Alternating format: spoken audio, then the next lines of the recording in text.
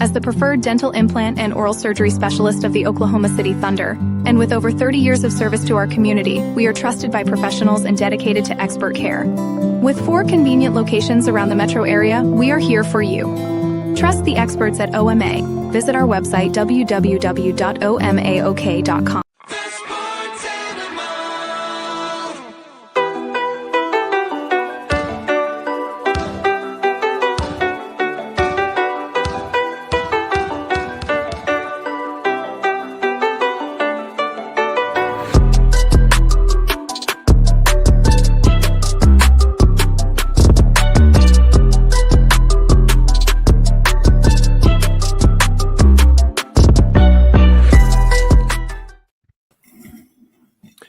Hello and welcome to the Friday Night Recap Show. Mark Rodgers, Adam Diesselhorst, and Lynn Shackelford to take you through all of the events of today's high school football games. We've got a ton of great interviews lined up for you tonight, as well as coverage of some games going on right now. And there are a few that are yet to be decided. There's some that have already been decided. Boys, hope you all survived Thanksgiving. We did. Happy Thanksgiving to everybody out there. I saw Adam's plate, and I'm surprised that he's upright. It was pretty solid. Coach Hardaway said it was a top 5 Thanksgiving plate ever. It's tough to argue. Adam, do you have a dino rib on that plate? I couldn't tell what that was.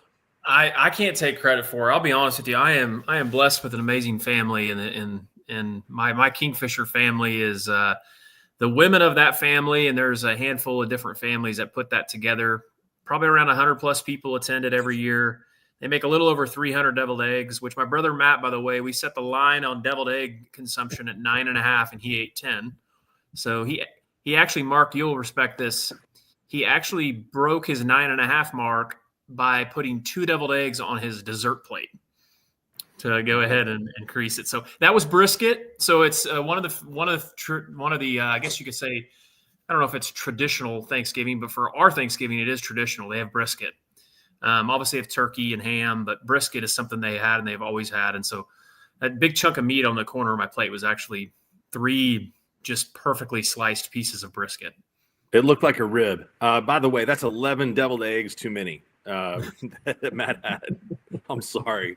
That's not for me. I hope he went home alone last night and the rest of his family was able to stay someplace else. So we got a lot to talk about tonight. I mean, we had a couple of games this afternoon, actually more than a couple, but 2 games this afternoon in the 6A class.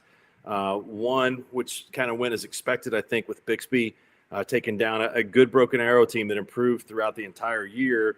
And then this Choctaw Stillwater series, which is the 6th game in a row that ended within 1 possession, as Stillwater made a furious rally in the 4th quarter, but they could not catch up to Choctaw after some early turnovers in the first half. And so the Jackets are back in the finals this year. So great effort from Choctaw today and beating a young Stillwater team. Yeah, I watched the first half of that game, and Stillwater couldn't get out of their own way in the first half. I mean, their turnovers were just absolute killers. Their first 2 drives, they get inside the 10 both times and turn it over. And credit to Choctaw for forcing the turnovers, but I mean, those are just backbreakers, and by the time they kind of got it rolling again, it was a little bit too late. But I mean, hats off to Choctaw. I mean, it's impressive. I mean, they back to back in the finals and been in the semifinals 5 out of 6 years. And Coach Corbin does a great job, and that's a program that is definitely turned the tide in the last 5 or 6 years. Yeah. We go ahead, Mark. No.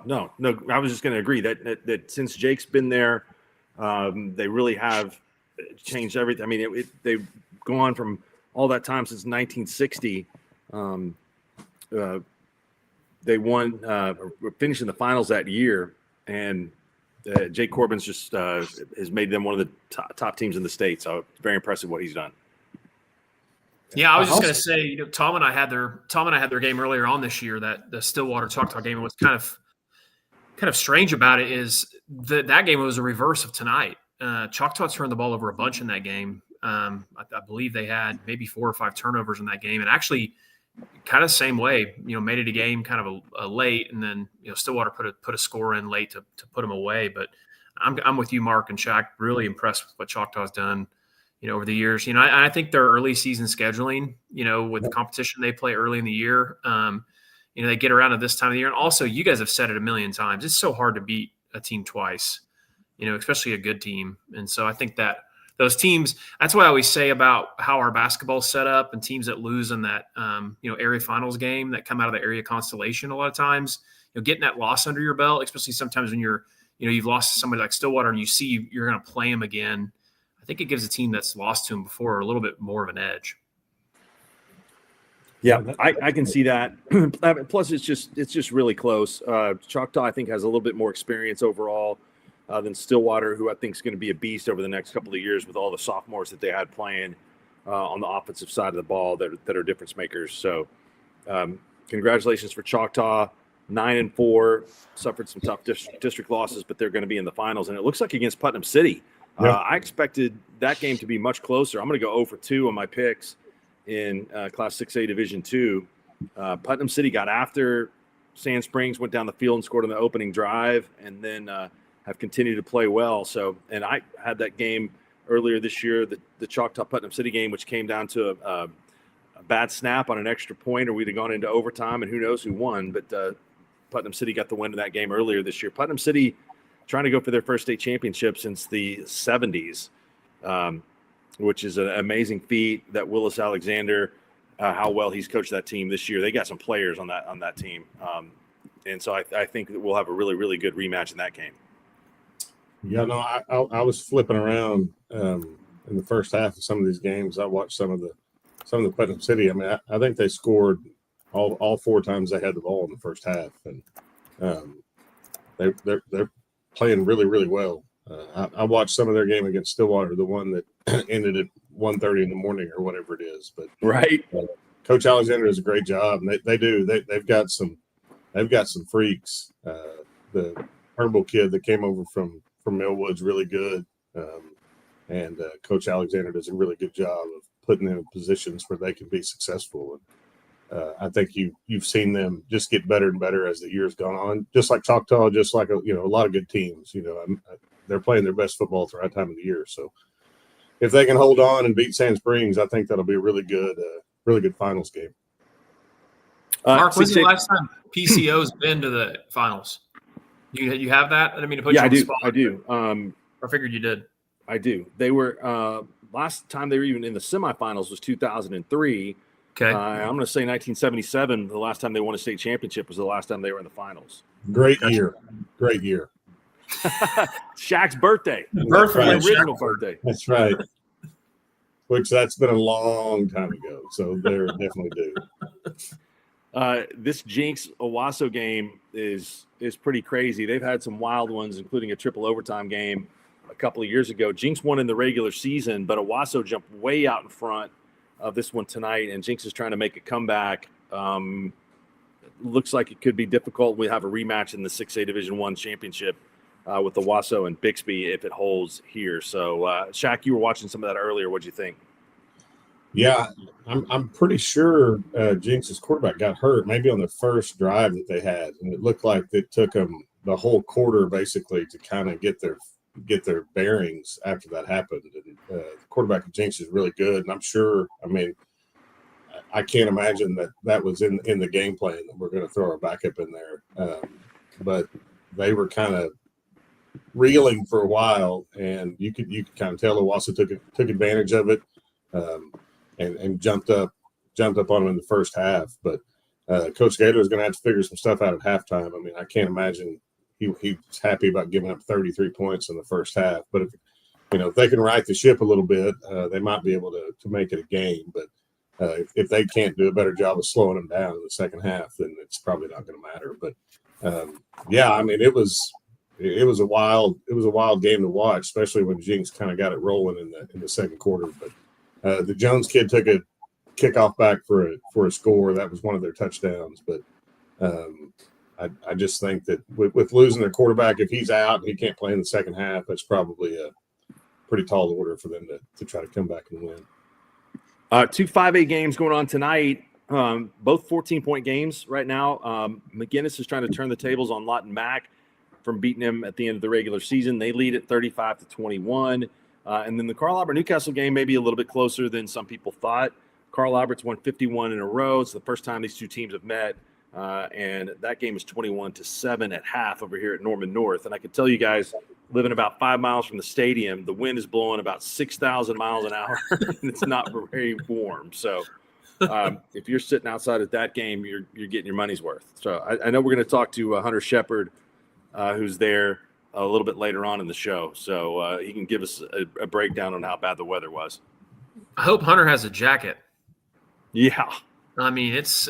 I know he likes to wear his all this. He gets all those school jerseys from all those teams. So hopefully somebody gave him a sideline jacket for tonight, because it is. You're right about that. Mark, I was actually following along that Carl Albert game, and 14-7 most of the first half, and then late right before halftime, the Matthews kid took a punt back for a touchdown to make it 21-7. So, man, that kid is a stud. I don't know. I haven't seen who's offered him, but I'm surprised he doesn't have some at least mid-major D1 type offers. Does he? He has group of 5 offers. I think Texas San Antonio has offered him, and that may go up. You guys know he scored 4 touchdowns in 7 games this year, 4 or more. Like he had 5. Yeah, I mean it's incredible. Yeah, I believe that he had 5 in the week that he was Squirtle Player of the Week. I remember that. So he's basically Al Bundy. Polk high. That's right.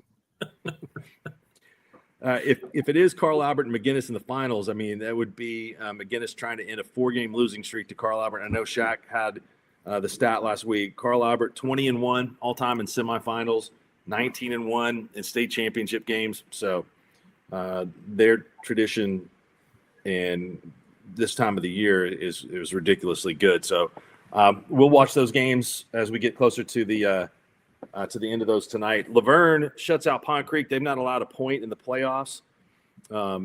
They're really rolling this time of the year, and it looks like that Dewar is not going to have much difficulty with Hollis. They lead that one big late, so looks like another Laverne Dewar championship game. Yeah, what didn't Sealing? They haven't allowed a point in the playoffs either, have they? That's correct. No, they have not. Yeah, that's pretty wild. I mean, just not to give up one lead on some, JV garbage time, but hats off to those guys. Now, that'll be Dewar Laverne will be a really good game, and looks like Walika is probably going to end up playing Sealing, which would be another. Those would be 2 really good 8-man football games. I wonder. Sealing won 50-0 over Cherokee, and Walika leads 38-8. Bruce Harrell was texting me earlier tonight, and he said the B2 teams are number 1 and number 2 in 8-man, Walika and Sealing. So I agree. Yeah, I agree with that too. But that's Dewar's 2 losses, right? Walika and Sealing in B1 non-conference. I'm going to be really interested to see this Dewar Laverne game. Laverne, they don't have the traditional skill type players that they've had, in the years when they've been able to hoist up a gold ball, but they play with that same kind of toughness and mentality. And that's going to be like a big contrast to what Dewar does, because Dewar is just so multiple and they have athletes all over the field. Now they can play physical for sure. But in a year where we normally see, and Shaq can vouch for this too, typically Western Oklahoma just dominates B1, and obviously with Dewar winning it last year, and Dewar, in my opinion, being, probably the odds-on favorite. It's going to be interesting to see if it plays out like what we think, because everyone's kind of thought that Dewar was the top, and that Western Oklahoma, especially Northwest Oklahoma's 8-man teams just aren't as good as they traditionally are. So in past years, especially in B1. Down in Class C, Ryan beats Tipton for the 2nd straight time after a long losing streak to them. And so the Cowboys go to the state championship game where they were humiliated and disappointed by Lynn Shackelford back in the day, 4 straight years. So it looks like they're going to face Medford, who's all over Timberlake 52-14. That's a big win for the Cardinals. They were expecting a lot coming into this season, and it looks like they're going to be playing for a state championship. Hey, shout out to Medford, by the way. There was a lot of pub up in Northwest Oklahoma, up around the Enid area about the fighting Cardinals. By the way, Medford, kudos to you and your logo, your Cardinal logo. It is just awesome. It's the old school Cardinal logo. I love it. But a lot of excitement about that team, and obviously, as we know, Timberlake they're without Judd, who does make a big difference. But this Medford team has seemed like they've kind of been on a mission this year. What's interesting, Ryan knocked Medford out, I believe, last year in the semis or quarters. And then Timberlake knocked Ryan out last year in the semifinals, I think, before state, if I remember right. So Ryan's going to be able to play a familiar foe, depending upon whoever wins this, which it looks like it's going to be Medford. Now, Shaq, were you part of those teams that beat Ryan the 4 years in a row that Morrison won in the state championship? I was part of two of them. Yeah. My freshman year and my sophomore year. So I wouldn't necessarily say I had a big hand in them losing. My sophomore year, I played. My freshman year, I think that was the only game I actually didn't get to play in. But no, they had a 4-year run that was pretty incredible.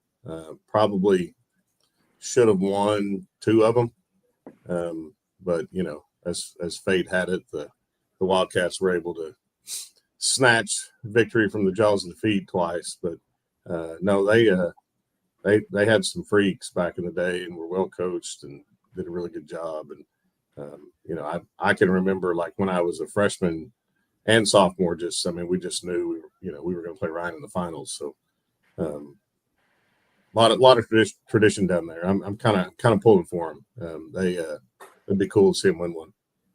Well, huge tip of the cap to Tipton, who was the 3-time defending state champions. They've won 8 state championships since 2012. Travis White's team, they've been really, really good, and they fought hard tonight and came up a loser to Ryan by 1 possession, same as they did in the regular season. So we will have a Ryan v. Medford Class C state championship.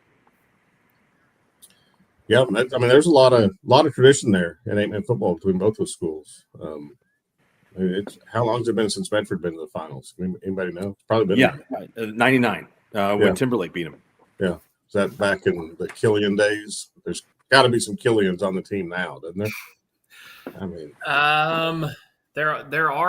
There are some relation from those teams back around then. I think the Killians that are still there are girls, and they were the triplets that had Medford's girls team has been pretty good over the last few years. But I'm not sure there's a Killian boy playing. But there's some familiar Medford names that are out there. Obviously, not quite as talented as those Medford teams. I mean, James played for the Chiefs. Yeah, they don't have an NFL player. Yeah, not a lot of 8-man people that are knocking on the NFL. I guess we had Ronell however many years after that, but Shaq could probably give us a rundown. Who was the guy from Foyle? Jason Brown. Yeah, Josh right? Brown. Josh Brown. Yeah, played in Nebraska. Is that right, Shaq? Yeah, freak. I mean, a freak, and just kicked at Nebraska. And when he was at Nebraska, he was the fastest. He had the fastest 40 time on the team, just a kicker. But he wasn't one of those kickers that was just a kicker, like you said. He No, he was incredible in high school. I mean, incredible. Could have probably gone a whole bunch of places and played a whole bunch of different positions, but it worked out for him. I think he kicked in the NFL for like 15 years. Yeah, he did for a long time. Medford was state champions in 1945, 1946, and 1949. I wonder if that was before they knew that Grant County would not have a 3-lighted stoplight. There's a blinking light in Medford. That's it. That's it. Yep. Yeah. Hey, It probably hasn't changed much since 45. Nope. They got a DG. They got a Dollar General. I'll say this about Medford. Medford has a great stadium. Really cool. They do a great job there with their facilities. They just built a brand new basketball stadium too as well. But and they are like many small towns in Oklahoma. They are crazy about their fighting Cardinals. So I know that their fan base is going to be super excited about this win if they can hold on. You guys can believe this or not, but my senior year, I happened to be on the mile relay team that was going to state, and we had a big rainstorm, and so the cinder track in Blackwell had puddles all over it. So we did bus over to Medford and run on their track, which was state of the art in 1987.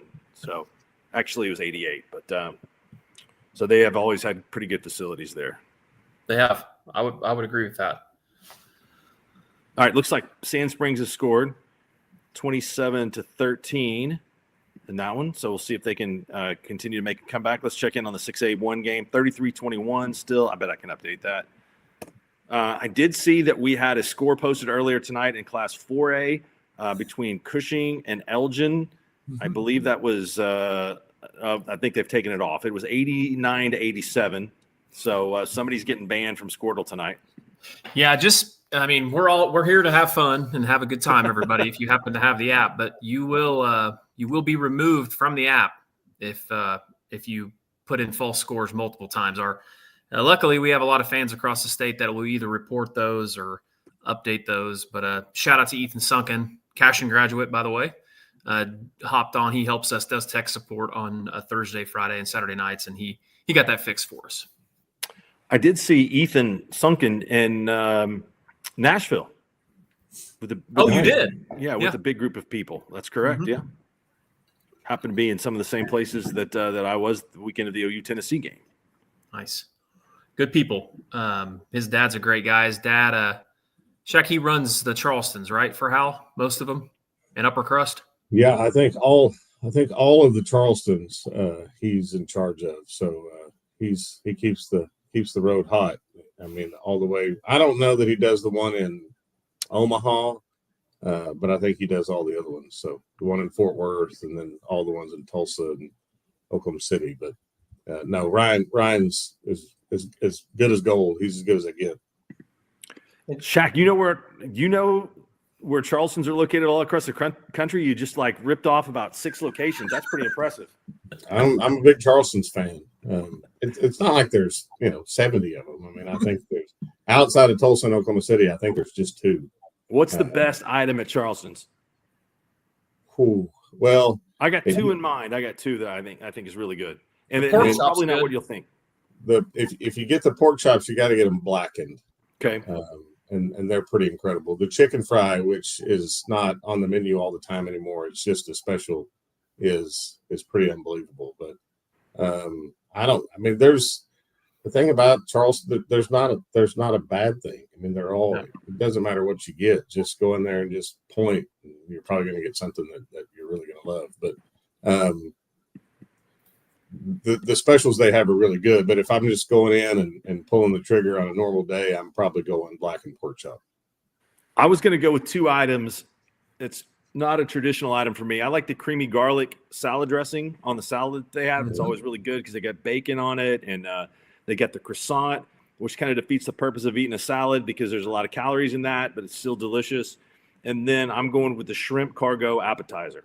Ooh, solid choice. Butter, cheese, shrimp, fantastic. I also like the Hawaiian ribeye. I think that has kind of moved to Red Rock, but they used to have that at Charleston's. So, well, the kind of money you 2 guys make, you need to go to Mahogany and get the lobster cargo. Yes. I think the shrimp cargo is more my style, but really? I mean, it's not the shellfish is not the star of that. It's the butter and the melted 100%. cheese. It's the butter and the cheese. Yeah. No, it's. I don't even mess with the bread. Just eat it. I mean, there's no reason to ruin it by letting the bread soak in the grease. Just get after it. But also, if you're going to Charleston's, you're on a diet, you're wasting your time. Good point. I mean, you should treat yourself when you go to a place to eat like that. So yeah, for sure. Are we going to see? By the way, quick college update: are we going to see Texas win tonight, in spite of one of the worst quarterback offensive performances I've ever seen in my life? I mean, they might. I mean, it'd be the Texas thing to do, right? Just to win and keep the dream alive for one more week. Texas is luck; they're going to win, and then it's going to be pure chaos tomorrow, and somebody's going to say that they deserve to be in the college playoff. I think Oregon loses tomorrow. That's a tough game. Tough spot. Washington. Or is it at Washington? Yeah. I believe that's right, isn't it, Mark? It is at Washington. Yeah. Shaq, could you bench Arch Manning? I mean, can Sark do that? I don't know. Is the other guy any good? Well, yes, I would say he's better. I mean, just based on what I've seen tonight, yes. I mean, yeah, you can. I mean, Is it still That takes a 10-3, lot of Mark? guts.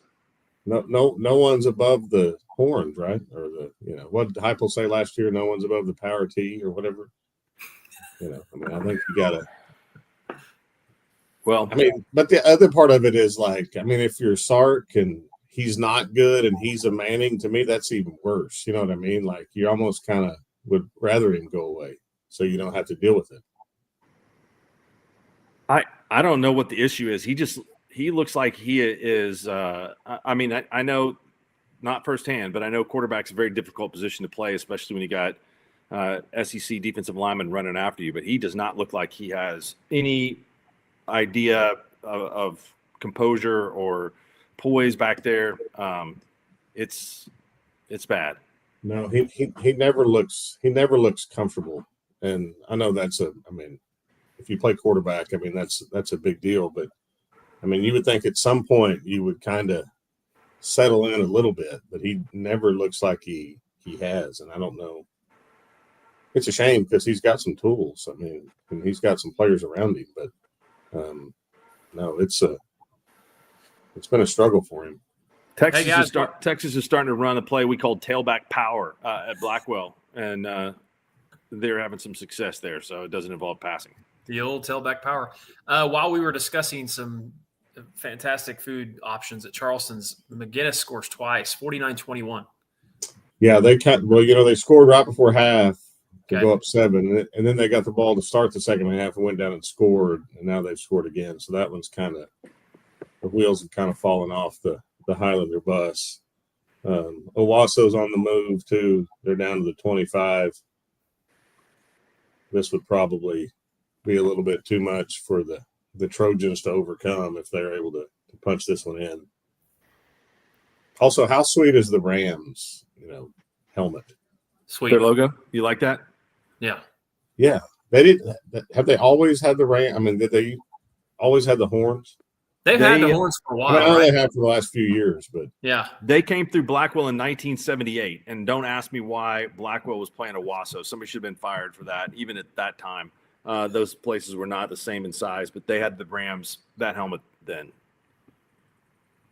Yeah, no, it's pretty legit.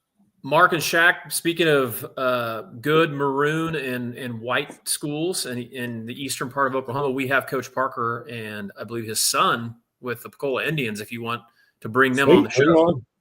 Let's do it. Just 1 second. Let me see if I can find my cursor. A little rusty. It's been a week. Here we go. Hey, guys, what's up? Not much. Watching some football. How y'all doing? Good. How are you? Good. We're doing great. Hey, congratulations on the win last week at Fairview. What was better, the bus ride there or the bus ride home? Bus ride home. We slept for most of it, so it's kind of an adventure on the way up there, but not as much of an adventure as going to Hooker last year. Yeah, I think that's probably true. That's another couple hours. What was it to Hooker last year? 7.5? Yes, we drove up and went to Woodward, stayed the night. Got up the next morning and went and practiced at Woodward. Then took the other 2.5 hours to go up there and got finished with the game and drove back to Woodward, stayed the night, and then left the next morning. That's wild. That's so crazy. Well, Jason, is this the most competitive you've seen Class A in this Division I in a while? Yes. This last week, all the games were highly competitive, a lot of good games. We haven't had an easy one at all in the playoffs with Pawnee the first round and Fairview the last week. We've had 2 absolute wars. So, we're ready for this next one. Coach Parker, when was the last time Pecola's been in the semis? Is this the first time ever? This is the first time. First time ever. That's awesome. Well, congratulations to you guys. That's a big deal. Happy for you guys and for your community. So what did you guys do you have big Thanksgiving practice Thursday? About 20, 30 minutes of practice. So a lot of people came out. It was really cool. First time it's ever happened in Pecola, and everybody's really excited about this. So I'm glad we're about 2 hours away instead of 5 hours away for this game. So, everybody's excited.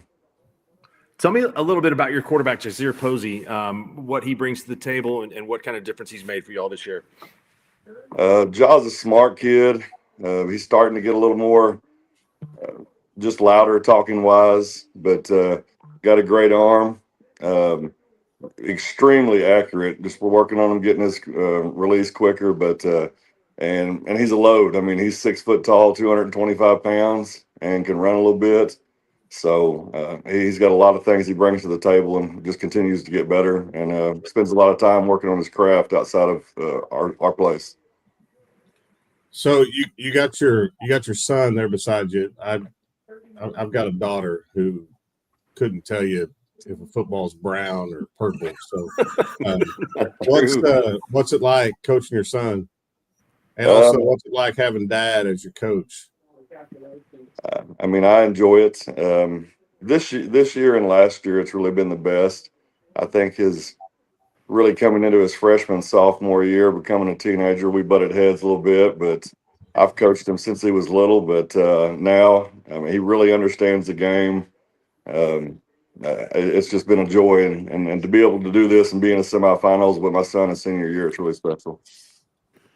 I know the basketball team's had a lot of success the last couple of years. Softball team has been really good. Girls basketball team's been really good. So football really carries the weight for everything in a small town. Tell us what it's like for the community to back a football team down to the semifinals. It's I mean, it's something I've always wanted to see. I moved here from Louisiana when I was in 6th grade.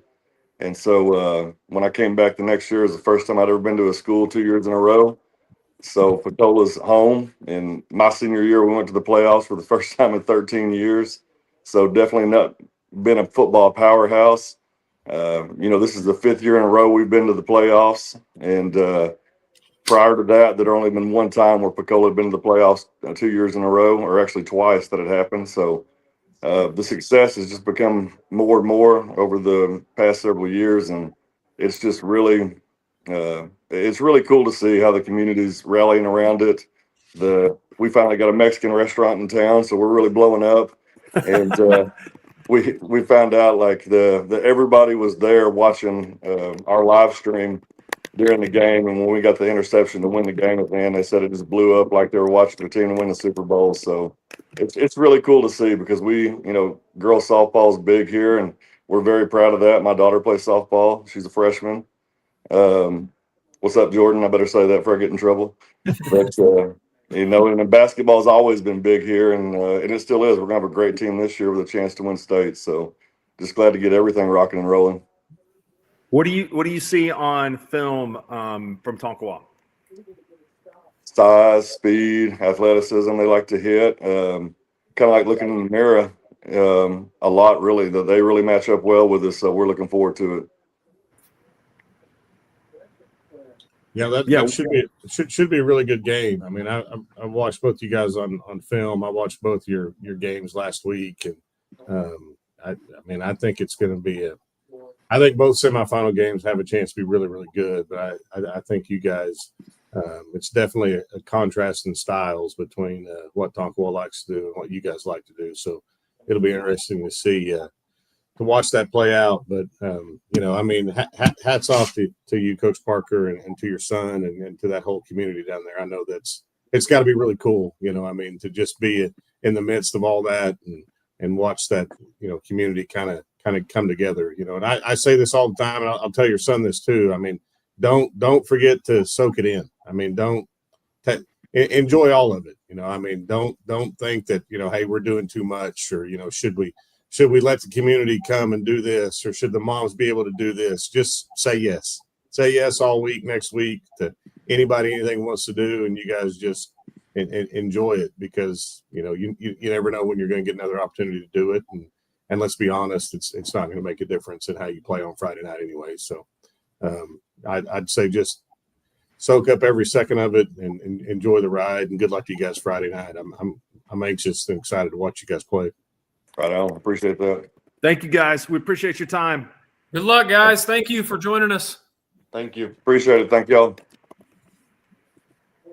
That's a heck of a run. I was going to ask what's the go-to order at the Mexican restaurant, but there's really not a whole lot you can order, right? I mean, it's either enchiladas or a burrito, unless they've got something pretty good off the menu. Yeah, I mean, if it's authentic, there's a couple of things that could be anything with a fried egg. I'm doing. If it's got that, I'm in.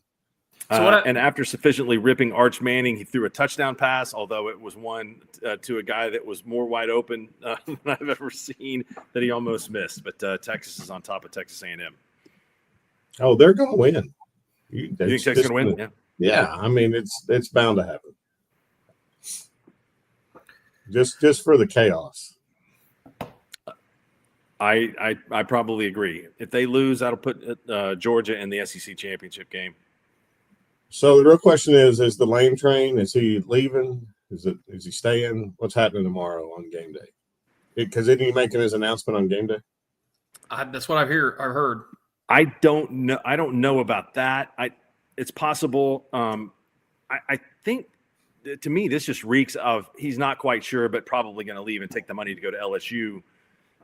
Why we don't have more clarity on it, and especially the way that the Ole Miss athletic director was acting today on the sidelines and a lot of that stuff. So it will be easy to criticize Lane Kiffin if he leaves.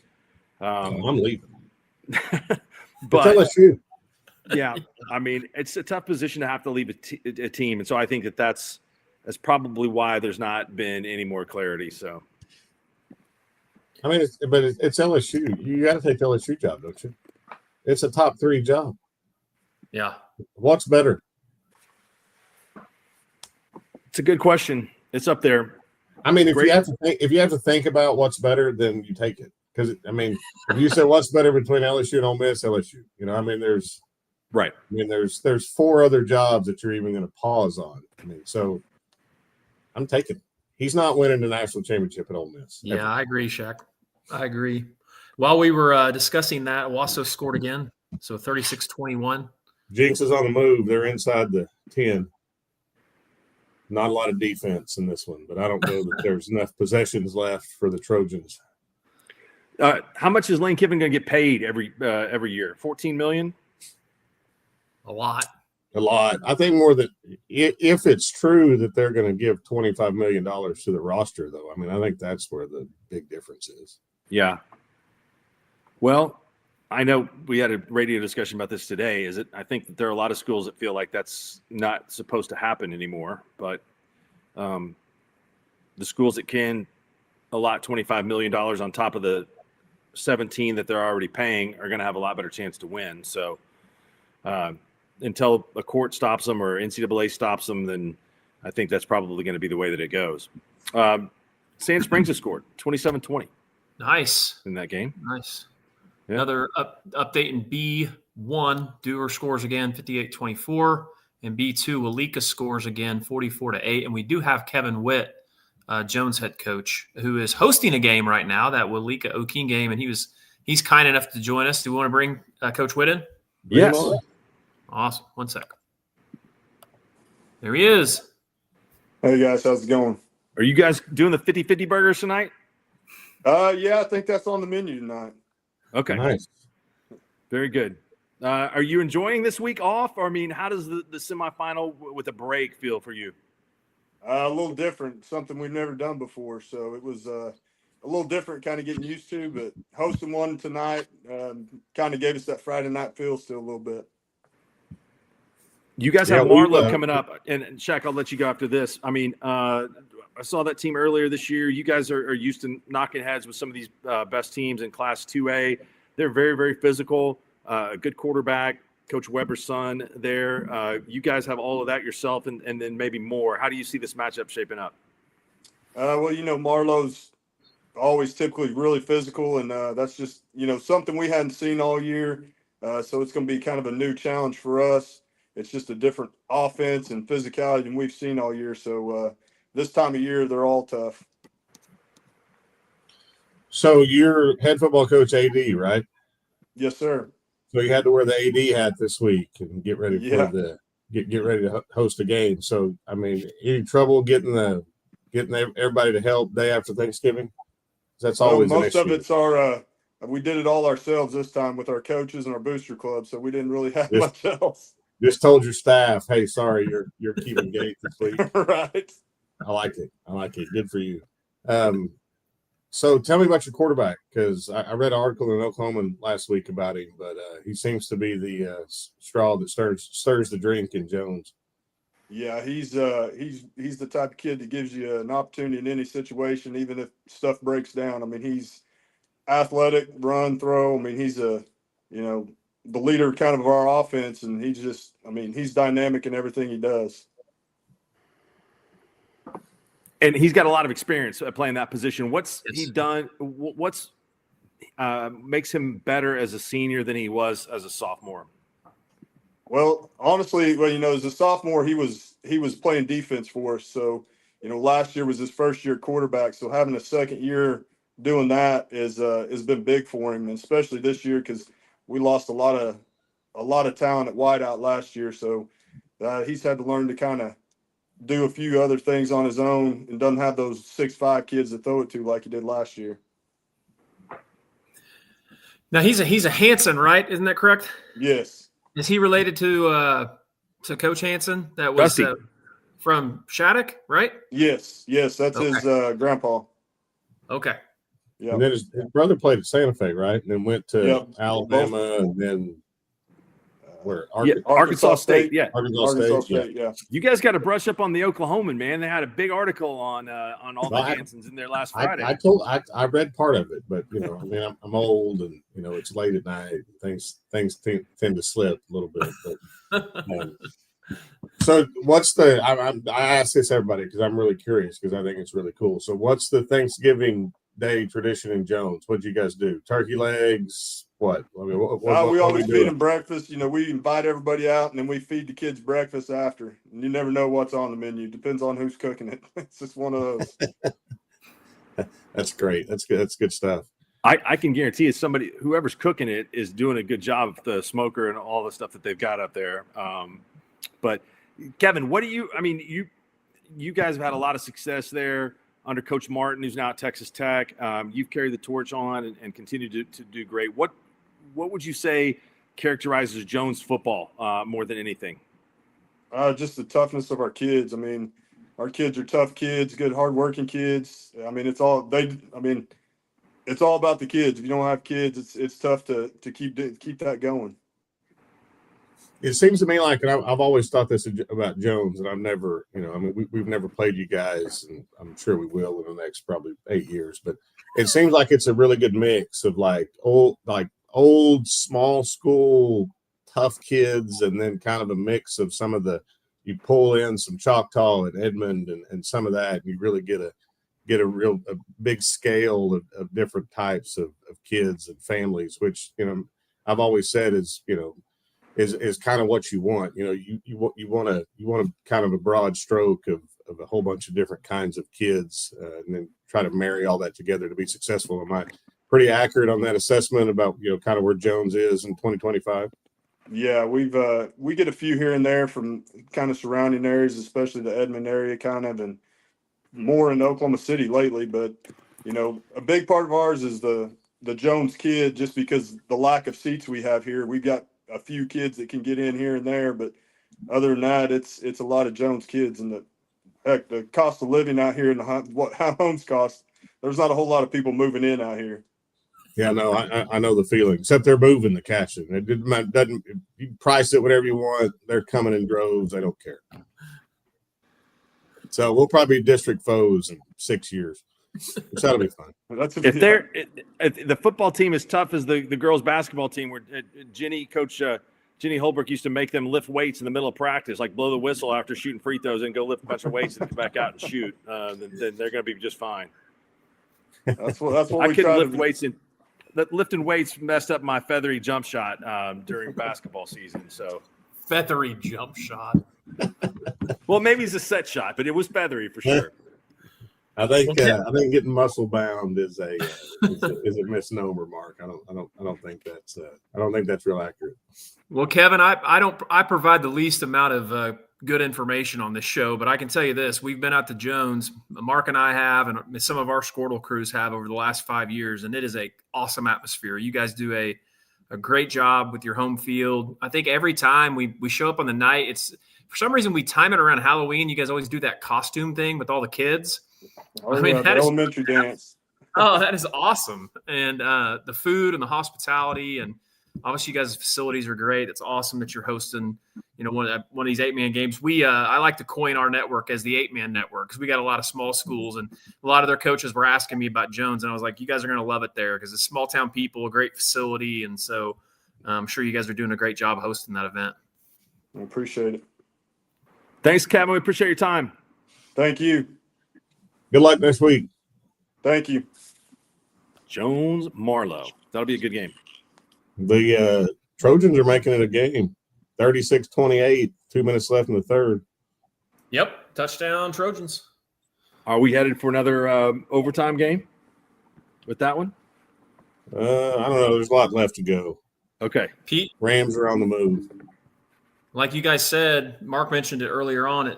It looks like it doesn't show how much. 6 minutes left. Putnam City 27, Sand Springs 21. So hey, while we got a little bit of a break before I forget. So I talked to Trinity Johnson from the OSSA earlier today. Tried to get him to come on, but between him not having a voice, and I think they're actually at the Jinx Owasso game, but might be able to get him to come on Monday and talk a little bit about their new media day that they're doing for the state finals, which sounds kind of cool. So he sent me a text. I'm just going to read it so I don't, miss something. But he said the OSSA is proud to host the first inaugural football championship media day.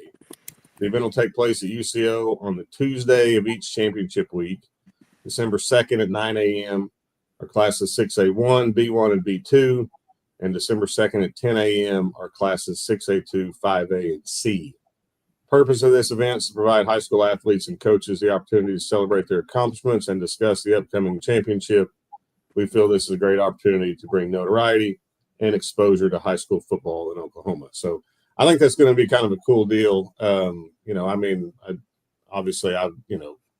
There's some things about the OSSA that I don't agree with, but the one thing I do agree with is they've really done a good job in the last few years of really trying to make the state championships a really big deal. And I think this will be a really cool experience for all these teams to get to go down there and kind of participate in a little bit of a media day, give those kids some extra exposure and allow, whoever wants to, whether it's, newspapers or radio or whoever, to come down there, or TV, and interview those kids and coaches and give those, communities and players some exposure. So that'll be cool. I'm kind of curious to see how that all plays out, but I think that'll be a really cool thing for everybody. Shaq, what are the days on that again? It is December the 2nd this week. And That's Tuesday. And then the next week will be, he didn't say. So I'm assuming probably the same. It'll probably be that 9th? Tuesday of the 9th. Is that what that is? Yep. So 9 a.m. Mark, you could slide over before your show. I will be there. So yeah, that is fantastic. And I do think that, and it also kind of helps those guys not have to deal with 10 different people calling them and them giving the same information out. So, because, there's going to be a lot of people covering the game. You got newspapers from both Tulsa and Oklahoma City. I'm sure surrounding area media from wherever those towns are, NFHS broadcasts. So yeah, I hope I will get my information from there, and I can leave those guys alone during the week. So it'll be cool, and hopefully we can get Trinity on Monday. I told it, of course, by the time we air it, it'll be over, but at least he can, talk about it and promote like the December 9th deal, and we can get him on here and get it out to the millions of people that tune in to the Pick'em Show. The millions. I think the Pick'em Show does have quite a few people tuned into it. It really does. I have never been verbally assaulted more about picks that I actually didn't make that my brother Jake makes on that show. I mean, everywhere we go, it's hilarious. But I can tell you one man that's never verbally assaulted me, and that's Chalmer Wyatt, and he's our next guest that's getting ready to come on the show with us. So I'm going to bring him on if you guys are ready. Is that cool? Yeah. All right. state champion Chalmer Wyatt. You guys hear me? Chalmer, what's up? Hey, fellas. Hey, I watch the show. I'm tuning in sometimes. Chalmer, good. are you going to be a dad again? Did I hear that right? Yeah. I mean, any day now? Yeah, any day. Congratulations. Her due date is actually the 13th. So, I mean, it could be any. I mean, with this weather change coming in, maybe that'll help. I don't know. You're just edge of your seat about a whole bunch of things right now, right? You know, we got a semifinal game, we got a kid coming. I mean, we got probably another pizza getting named after you. I mean, you got a lot of things up in the air right now. It's just poor timing on my part, so I chalk it up as. Yeah. I think I saw a Facebook post today that was listing off all the accomplishments of you guys the last couple of years. Maybe somebody that played on the first team in Elgin, but just to stop and think about the type of defense that you all have played. If you go back and look at that the last 4 years, very few teams have even reached double digits against you guys. How difficult was it to build that foundation to get to where you are right now? It was really difficult. Really difficult early on. Just, and I said this the other night, just staying true to kind of what our beliefs are as a program and making some changes defensively, and, continuing to build on what we did offensively. And I just feel like, throughout the year, staying true to what it is. And obviously we had some great players come through and have some great players right now. But, and we tried really, really hard to, what we wanted to do fit our kids here at Elgin. And I think we did a really good job of that. Just kind of, making changes, making wrinkles, and putting kids in great places, make plays, and playing with the type of, culture and effort that we play with. I think our staff did a really good job of kind of putting all this together, stirring it up and creating a good storm for us. All right, Ritson Meyer. I've said if there was a Oklahoma Heisman Trophy for high school football, he might be my pick because he plays on both sides of the ball. The fact that he's a wrestler and he plays with such leverage and toughness, I'm all about this guy going high D1. What is that looking like for him right now, and what do you think of him as a player? I mean, it's an anomaly to me, just the lack of interest for his college recruiting. I mean, I don't know what more he could do. He's got an offer from Southern Utah at the Division I level, and then I think all the in-state schools at the D2 level, are on him. But what he does in the playoffs, especially, I mean, if you turn his tape on the last couple of weeks, he's just a different animal. And when the lights come on, you get a different version of him, and that's something like you can't teach that. You can't. It's just natural, and it's what he's about. The bigger the moment, the bigger he is. Obviously on the wrestling mat, he's had some incredible matches in the state finals, 3-time winner, real clutch performer in the state tournament, in the baseball. Just when the lights are on, the bigger they are, the better version of him you're going to get. And he's incredible, man. He's one of a kind. And he's doing it on both sides of the ball. Like you said, Mark, just incredible athlete. And I mean, there's nothing he can't do. So, Chalmer, you touched on this a minute ago, and I'm curious about this because it's just my nature, and I'm always trying to be better. But you mentioned the word culture, which some people think's garbage. I don't, but you're from Elgin, right? Graduated from there, back there, coaching your hometown. If you had to say one sentence that describes Elgin football that you wanted, you wanted somebody to know, this is what we're about. This is what's important to me. This is what's important to our kids. Tell me what that is. Man, I think you can, it comes back, it almost starts with a community standpoint. Like, everyone is all in here. And from the players to the coaches to the parents to the supporters, they all want us to succeed, and they're all in on kind of whatever we, direction we go as a staff, whether it's, I don't know, coming down hard on the kids at times. They support that. And that's kind of what it takes. And it's not perfect. Everybody's got things within their program that they got to handle. But I just think that everybody wants to see Elgin football be successful, just from an Elgin people standpoint. And as far as the program, on the inside of the program, man, like, it's nothing more than just being really consistent in your approach, whether it's being where you're supposed to be on time, being in the weight room on time. We're really punctual on the practice field with being on periods and being where we're supposed to be. And, we don't make a lot of changes. Our Monday, Tuesday, Wednesdays are pretty much, set. And I think it's just a matter of just when we're an inside run, like, we are solely focused on inside run. You know what I'm saying, Shaq? Like, Sure. Yeah. And just, maybe over 7 years, just being really consistent with that has paid some dividends. And we've got incredible, coaches that lead each position, and, our administration is very supportive, and just a lot of great things going here. And I think that it's just been a good recipe for us. And I think it just goes back to, people just believing in it from a holistic standpoint, and, supporting the minute things that it takes. And it does take minute things of, Sure. the daily grind and all that.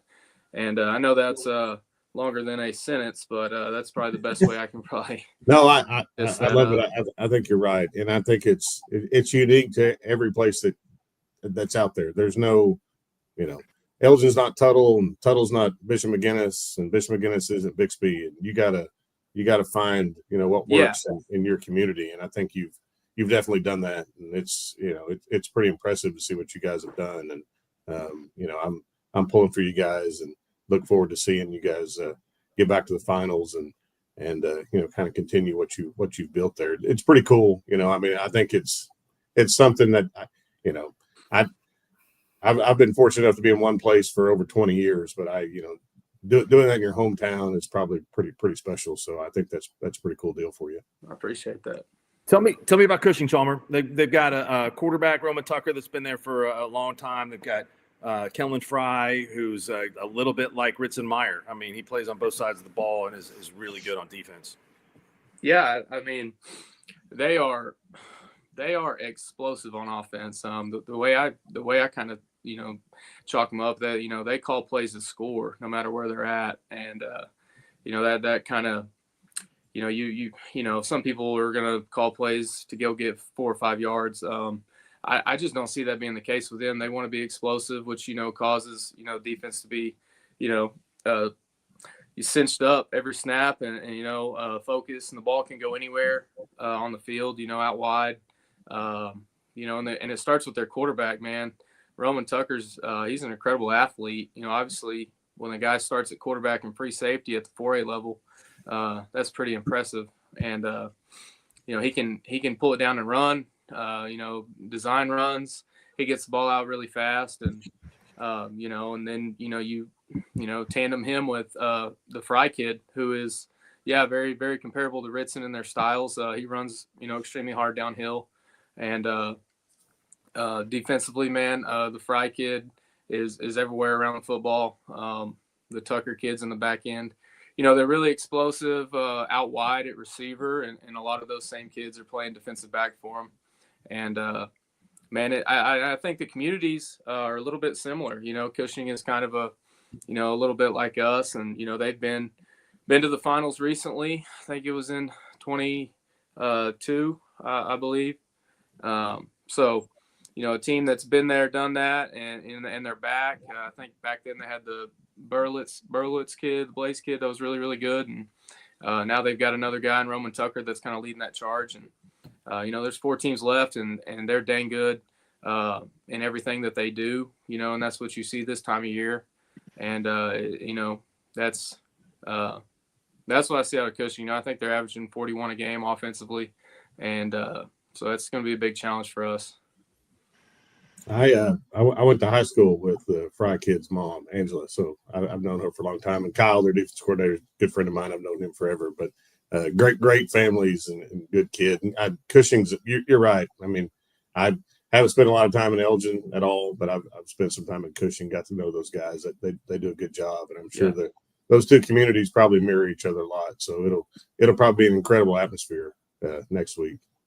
Hey, we got a score update for you in the 6A Division II. Sand Springs has gone ahead 28-27 with 17 seconds left. That's got to be a heck of a game going on at Edmond North. Oh, wow. Nice. So that's a little bit of a barn burner there. Wow. I'm going to try to find it if I can get NFHS to work. We got two 70 spots on the board too. In 8-man football. Dewar's got 72, 72-24, and Medford, the Fighting Cardinals, 72-34. We got 270 spots in the semis. It's got to be about over, right? It's 72-34. Dewar is over, if I can do my math right. Yeah. Okay. I'm not doing math. Hey, Chalmer, man, good luck. We appreciate you coming on. Thanks so much. Thanks, Man, Chalmer. appreciate you guys. Yep. Good to talk to you guys. Appreciate Yeah, you. you bet. Good luck. See ya. Thanks. That pizza he's got named after him has got the hot honey on it.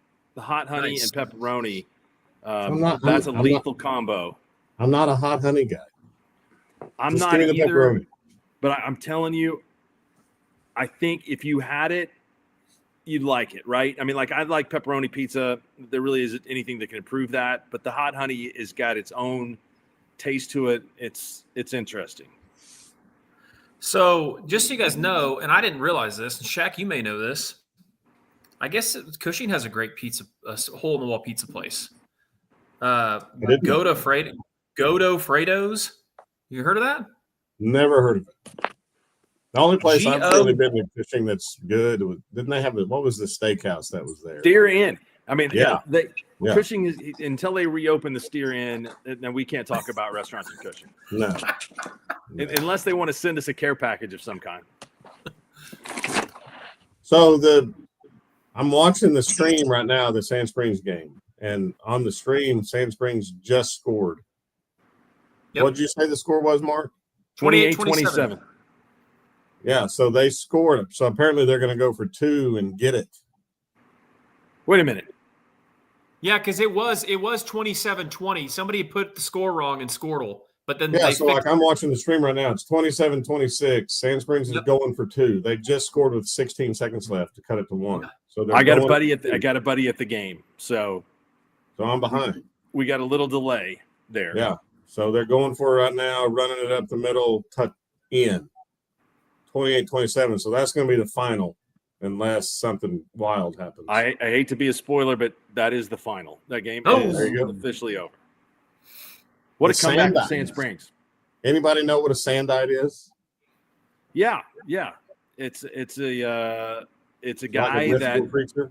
lives along the Arkansas River, and he stays and watches the things that go on, and make sure that the encampment is good to go. That's kind of like Adam's job out there at the barbecue that they have in Fairview. So that's like legit. So it's not like, so he's not in the Mike Leach Battle of Mascots. The Sandite's going down early. I mean, he didn't have a sword or a spear or anything. Well, I mean, no, he's probably got all the resources that he needs that are available at the time. I mean, it's kind of like the Maroon, probably a little bit that. And you know about the Maroon, Shaq, since you coached on the wrong side of that series. But we were on the right side both years I was there, though. Well, it's too bad that we didn't get to face off because I never lost a game to them. But it's something incorporated by local lore. I got you. Which is cool. I mean, at least it's unique. You know, you're not the tiger or something. It is very cool. That's unique, and they got a good logo, cool logo. So I give it high marks. Guys, just to give you a heads up, Coach Cole from Sulphur is ready to join if we want to bring him in. Are you guys ready to bring him on? Yeah, let's do it. All right, let's do it. Hey, guys. What's up? Coach Shaq, how you doing? Just living the dream, man. You know, I mean, nothing I'd rather be doing than on here talking to you. I'm not going to lie. I wish we were playing tonight instead of sitting here and watching everybody else play.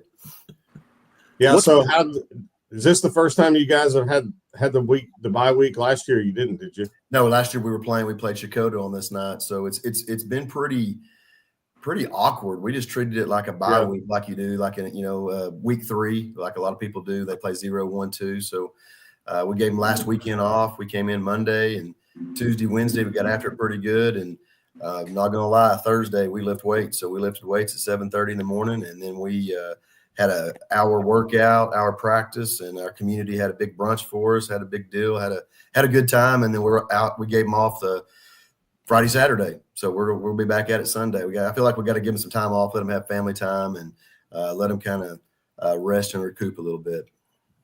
You guys lost some pretty key pieces of that team last year that came so close.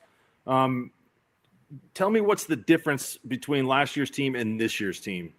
Well, first of all, I still have one really, really good piece on my team. But what's different is that kid is that I'm fixing to talk, Maddox Mobley. He's just the glue. He's an alpha leader. If you've ever had one, I heard Coach Chalmer talking about Ritson. Maddox is just a different breed. Matter of fact, the coaches in our group text have not sent something about something. It was yesterday afternoon. It was Thursday afternoon. Everybody's eating turkey, and he sends one. What about this formation? We're in this coverage. We're doing this. He's just a different breed. He just lives it. He breathes it. I don't have to deal with any problems in our locker room. He takes care of everything. It's just the brotherhood this year. Last year was amazing, but the brotherhood this year is just it's hard for me to kind of put into words. It's just we lost some really great football players. We got 7 of them that signed to go play college football, but I just feel like we're together. We're still getting better every day too. I mean, we're a totally different team than when we played Washington early in the year. So I just think that we're getting better. The brotherhood's amazing, and when you finish that short and you got leaders like we do, we've been on a mission ever since. So Corey, I asked Chalmer this because you're a fighting Sulphur Bulldog from back in the day, right? Yes, sir. So what's it's got to be – there's got to be something a little bit special about, you're the man now, and, this is what your legacy is going to be. And so just tell me a little bit about how do you think about it at all, or is it just you just go to work and do your job and it's not that big of a deal? No, absolutely. Yeah, I played here. I got to coach with Coach Dixon. My dad played here. All my grandparents were here. So it's a special deal. But I look at it every day. I come to work and I try to do one thing. I try to protect the foundation and protect Coach Dixon's legacy every day. And my job to do that is to make sure our kids are playing extremely hard. They're doing all the little things that he put forth, that he had to do it maybe when we weren't so talented. And he built the culture. He built the program. So my job is just to protect it. And I take great pride in that. And we go to extremes sometimes to make sure that we protect that. But that's my job, is to protect what he built, because he spent a lot of times, 351 wins. He spent 50 years here, and it's my job to protect that. And we've got amazing kids, and we've got a lot of kids that their daddies played for Coach Dixon. So we're all kind of in that together. So is it special? Yes. But my job is I'm trying to protect this program at all costs, do whatever I can. I love that. That's a better answer than I could have imagined you were going to fire out there. Now, do you have any sayings like Coach Dixon? Man, I try not to, because he's got them. He is the king of one-liners, and there's a lot of them. Mark, you guys come down one of these days. There's a lot of them that in the coach's office that I need to tell. I can tell you that I can't say over the air. They're pretty good. They're pretty classic. Shaq's probably heard some at clinic talk a time or two, but no, man, I don't know about sayings. It's simple. We always just say, go hard, play hard. That's all it is. Because at the end of the day, if I can say my guys played hard and they went hard, they're protecting what Coach Dixon built. First time I ever heard tougher than Chinese arithmetic was from that's him. Oh yeah, tougher than Chinese arithmetic. Stronger than a garlic malt. That's awesome. Okay. Tell me about Maddox Mobley. I mean, you mentioned how good he is. Yeah. He is not a very big guy. Nope. I know he's got the nickname Mad Dog. Is that right? That's correct. So he, and I know how much respect that he has in the area. So is it just the motor? I mean, is it his coordination? What is it that makes him so good? The will to win. It's what it is. He's got a will to win. And if you watch the Washington game, Our deal was not to not overuse him early on and let him go and kind of the late in the game. And that's what he did. He's just a fiery teammate. He can touch the ball 0 times. And if we win the football game, there's not going to be anybody more happier than Maddox Mobley, because the way he was raised, the way he is, he's team first. He's a coach on the field. He's a no-nonsense guy, one of the best practice guys I've ever been around. I used to say this all the time. I was fortunate enough to coach Justin Blackman in high school. Justin was like that, a really, really great competitor in practice. Maddox is in that same mold, And I know you say he's a little guy, but he weighs 190 pounds. He's put together. He's there. He's all there. I know it, and maybe in height and stature and all that. But man, he's just. I always say this. He's the most dynamic player that Sulphur's ever had, and we've had a lot of really, really great players around here. He's just dynamic in everything that he does, and we've kind of kept him at bay a lot because we need him healthy for this big run, and he's fixing to hit 1,000 yards rushing. And I know you're going, that's not great, but he's only carried the ball like 80 something times. And he's right at 940 yards receiving. So that's pretty dynamic for a high school football player. If he asked, Adam called him little. Okay. It wasn't me.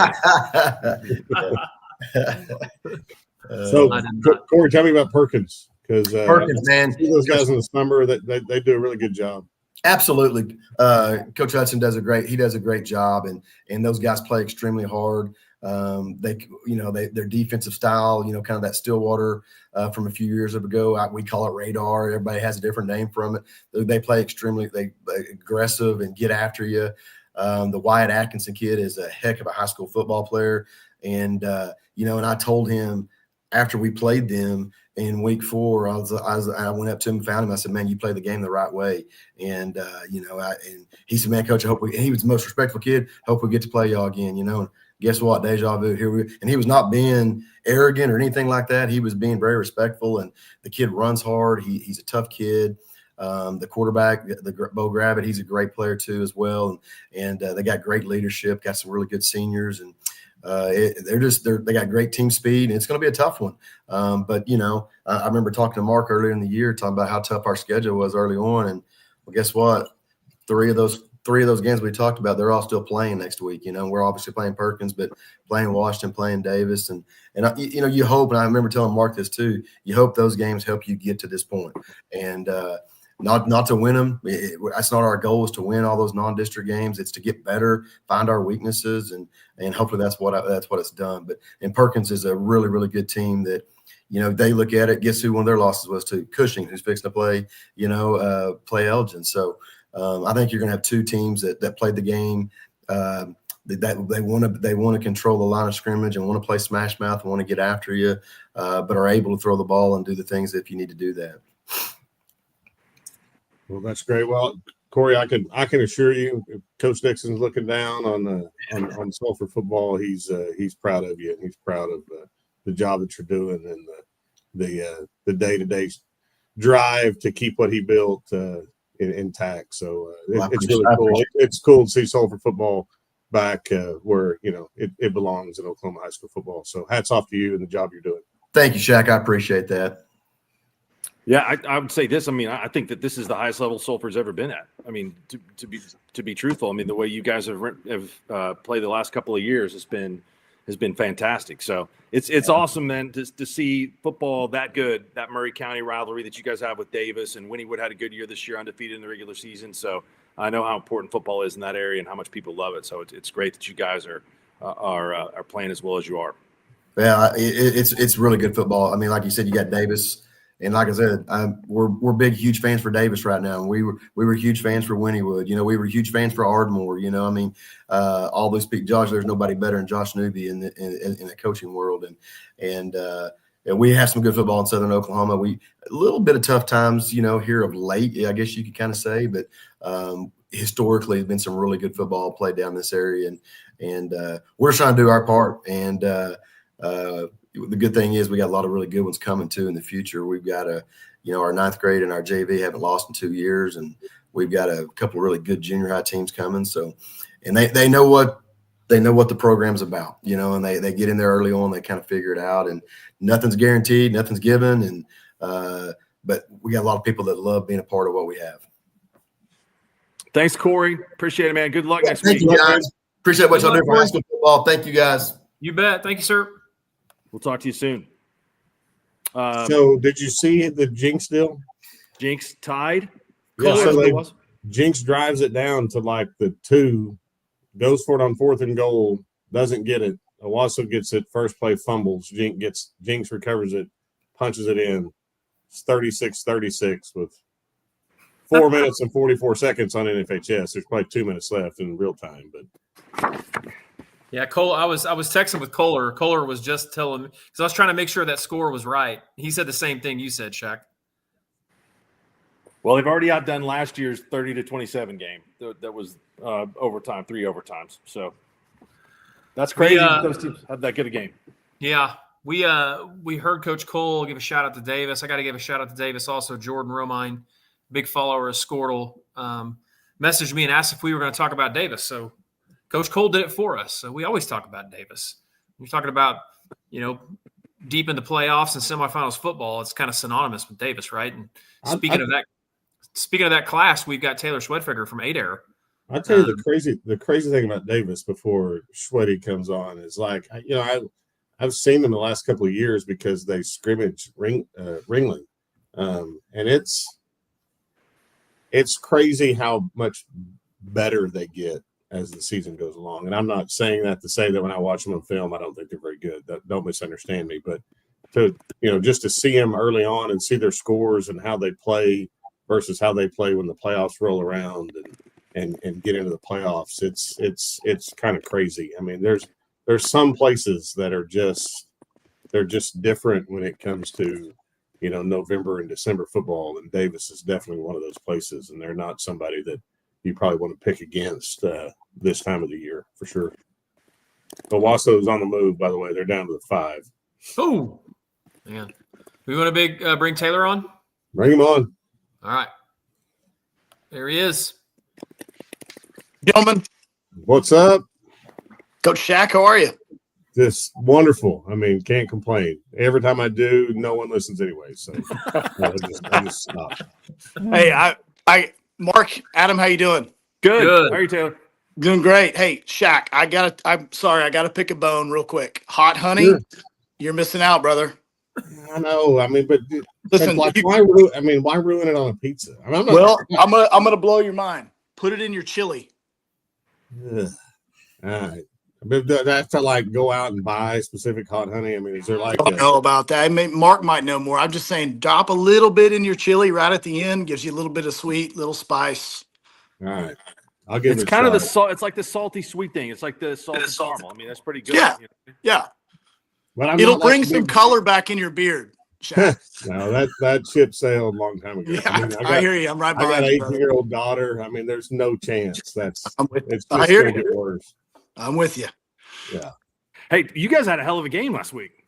Oh, hell of a game. It was unbelievable. I don't know how much you guys have gotten to see that Holdenville offense, but I mean, Shaq can tell you, anybody that's had to prepare for the single wing, and somebody that really believes in it and truly does it the right way, Yeah. damn, it just keeps you up at night. Unbelievable how well they run that offense, how disciplined they are. I can't say enough about Coach Bradbury, our head coach, Brady. Oh, we lost him. Lost it. He had some red. Was that? Do you have some red light stuff going on in the background there? Can you hear me? Yeah, Taylor, there's Wait, hold on. Jump back He's on. back. Here we go. We're back. No, Uh-oh. gone again. Uh-oh. Hold on, I'll get him back. There Sorry we go. about. Can you hear me? Yeah. Sorry about that. No, I was just saying I can't say enough about our defense coordinator Josh Force and Brady Bradbury, head coach, and Eric, Coach Mack. They really getting together. If you've had to prepare for that, I mean, we talked about it 2 weeks ago, but damn, it's hard to prepare for that. And you can't give a look in practice, and it happens so fast. The eye discipline of your defense that you're asking of your kids. And 20 years ago, I'm thinking back when I was a kid playing in 2A1, and Mark, you could remember some of those times. You saw a flex bone or a wing T team every other week. I mean, it wasn't that hard to read guards and understand fits. We hadn't seen one all year. So the job that those guys did putting a game plan together, and Coach Rag, Coach Burns running the scout team, and you think that's not hard. That's damn hard to get those kids to line up and go at the speed and get where they're supposed to go and give our kids a look. And then the execution, just to hold them to 14 points. And guys, I don't know if you noticed, no one scored a point in the second half. We didn't score. They didn't score. Says a lot about them, adjustment wise, and a lot about us and how we came out second half. Well, They had thrown 12 passes all year. I think that I saw that. Is that right? Yeah. I mean, but look That's at the film. That's right. 12 So all how do year. you- And I mean, like, what do you? I mean, you can't bring everybody up in the box because they bust it and it's a 90-yard run or whatever it is. Right. That has to be really interesting to try to defend. it is. It's so exotic. I might say it. And they do a great job. Someone like Coach Shack shaking his head, and you understand this. Someone who really understands that offense, they're just looking at your leverage and alignment. So as soon as you make an adjustment, they have the answer. And they did a great job of that. Coach Bradbury made a hell of an adjustment second half, coming out and kind of adjusting some of their unbalanced stuff with their sniffer backs they were getting into. And I know Coach B said this, I'll laugh at it during the week. He said, hey, if we can get them to throw the ball over 5 times, we'll win. Damn sure. They attempted 5 passes. So we held them on 3 4th downs in the second half. Kind of like watching OU football right now, bend but don't break. Let them have, they ran 62 snaps to, I think, our 34 in the game. So they would drive the length of the field. We'd hold them.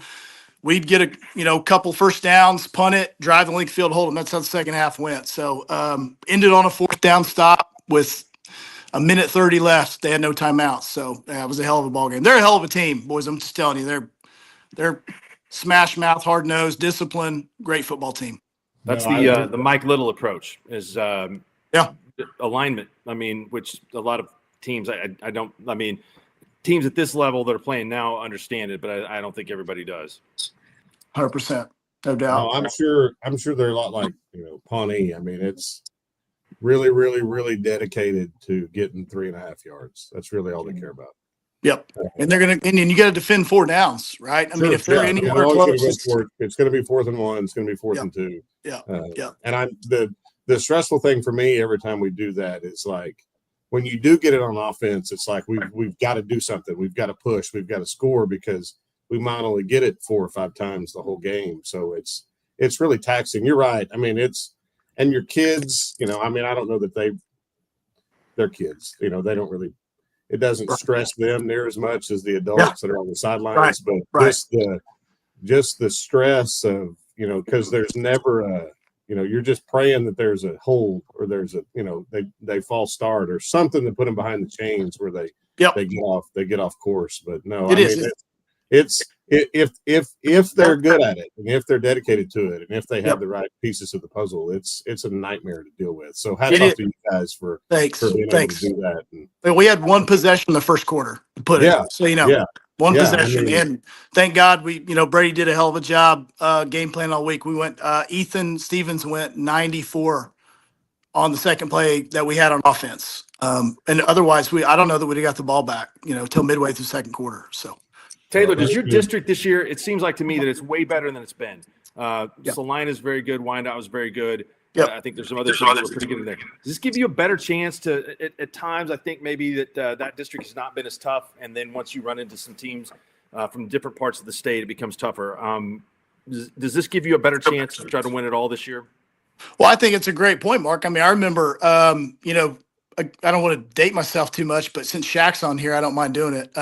10, 15 years ago, when we would come out of the west side, we would meet up some of these teams in the east and they just wouldn't have played anyone, right? Their district was weak. You'd play a 12-0 team and you would just have an advantage based on, how tough your schedule was. And I do believe that's kind of flipped. I mean, this was a tough district. Salina was very talented. Wyandottes a good football team. Kansas historically has been good. Kansas played Salina to a touchdown game. Keys had speed all over the place. It was a very competitive district. But yeah, I mean, it's definitely made us a little more war prepared. I will say this, that Inola game turned out to be a hell of a lot more of a preparation game than we thought it was going to be. Brett Thomas and those guys done unbelievable over there.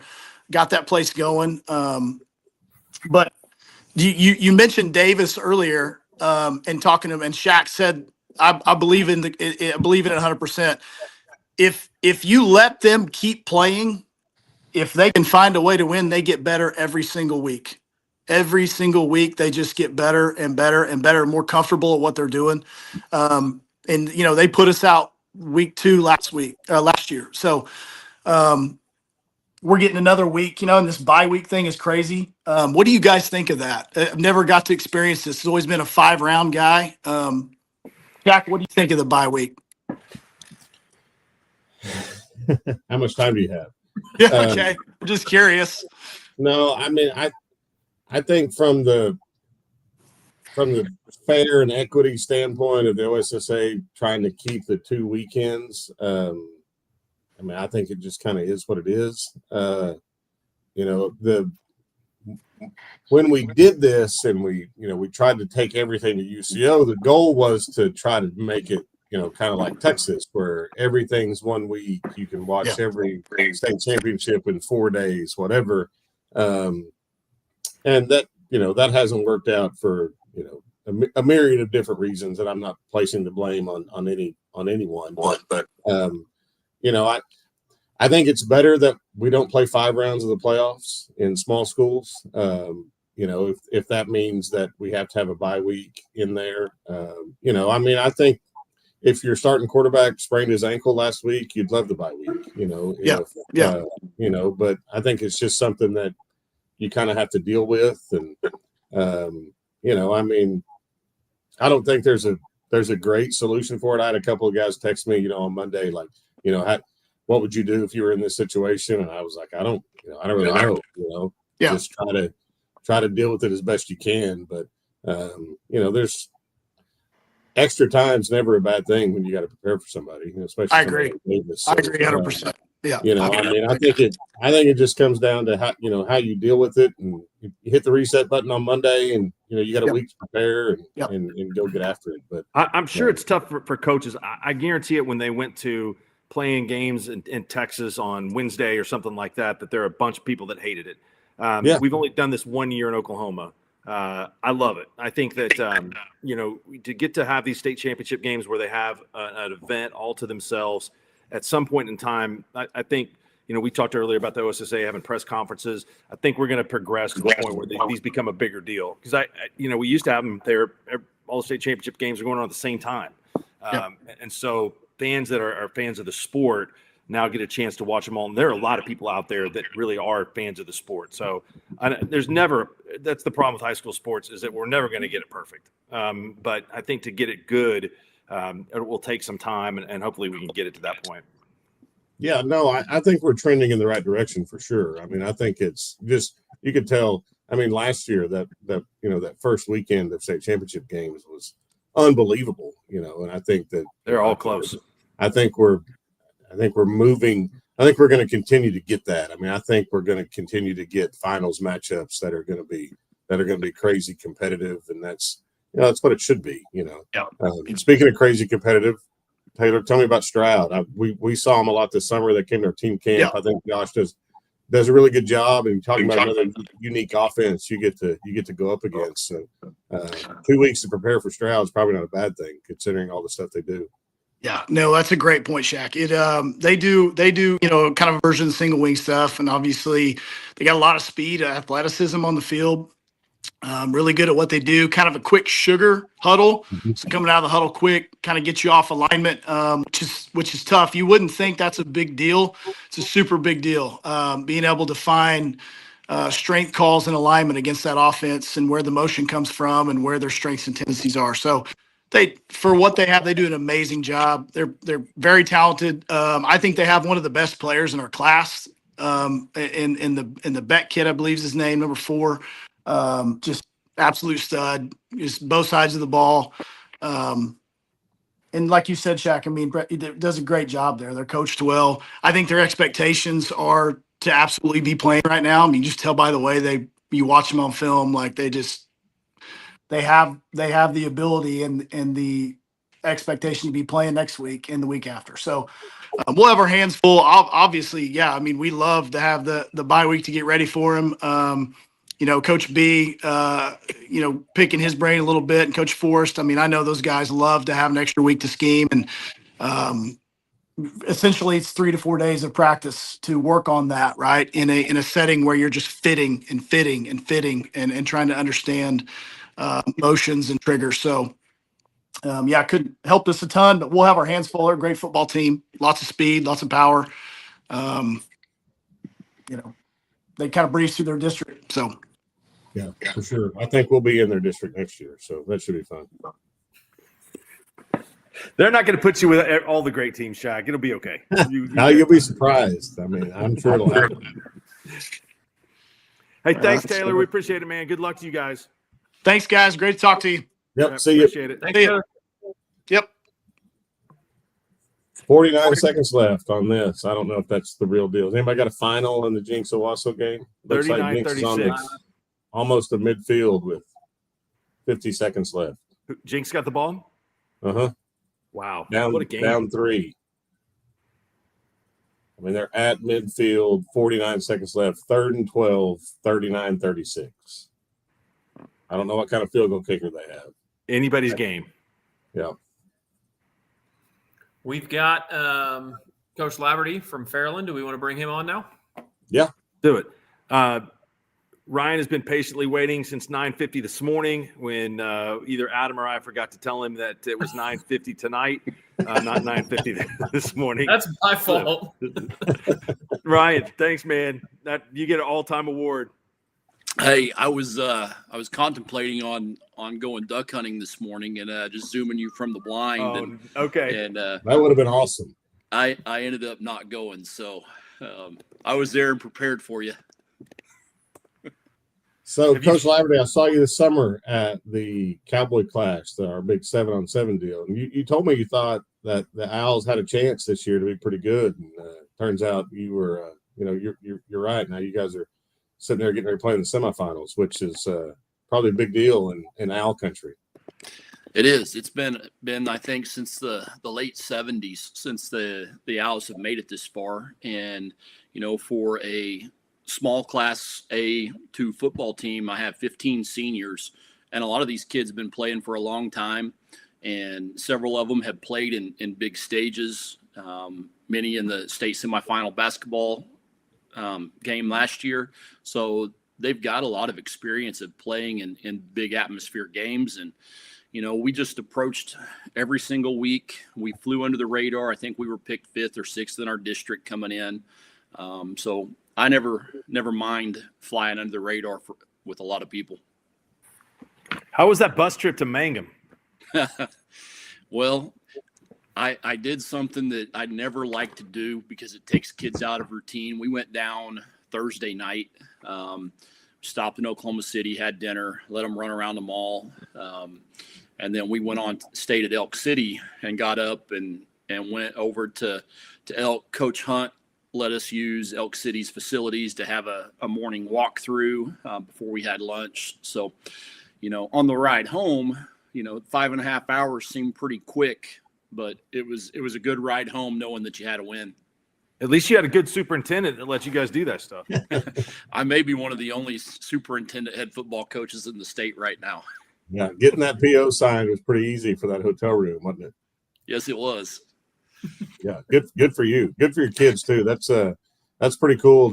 I talk about it all the time. I mean, they'll remember the trip to Mangum forever. I mean, when they come back to Fairland 20 years from now for their reunion, that'll be something that gets brought up.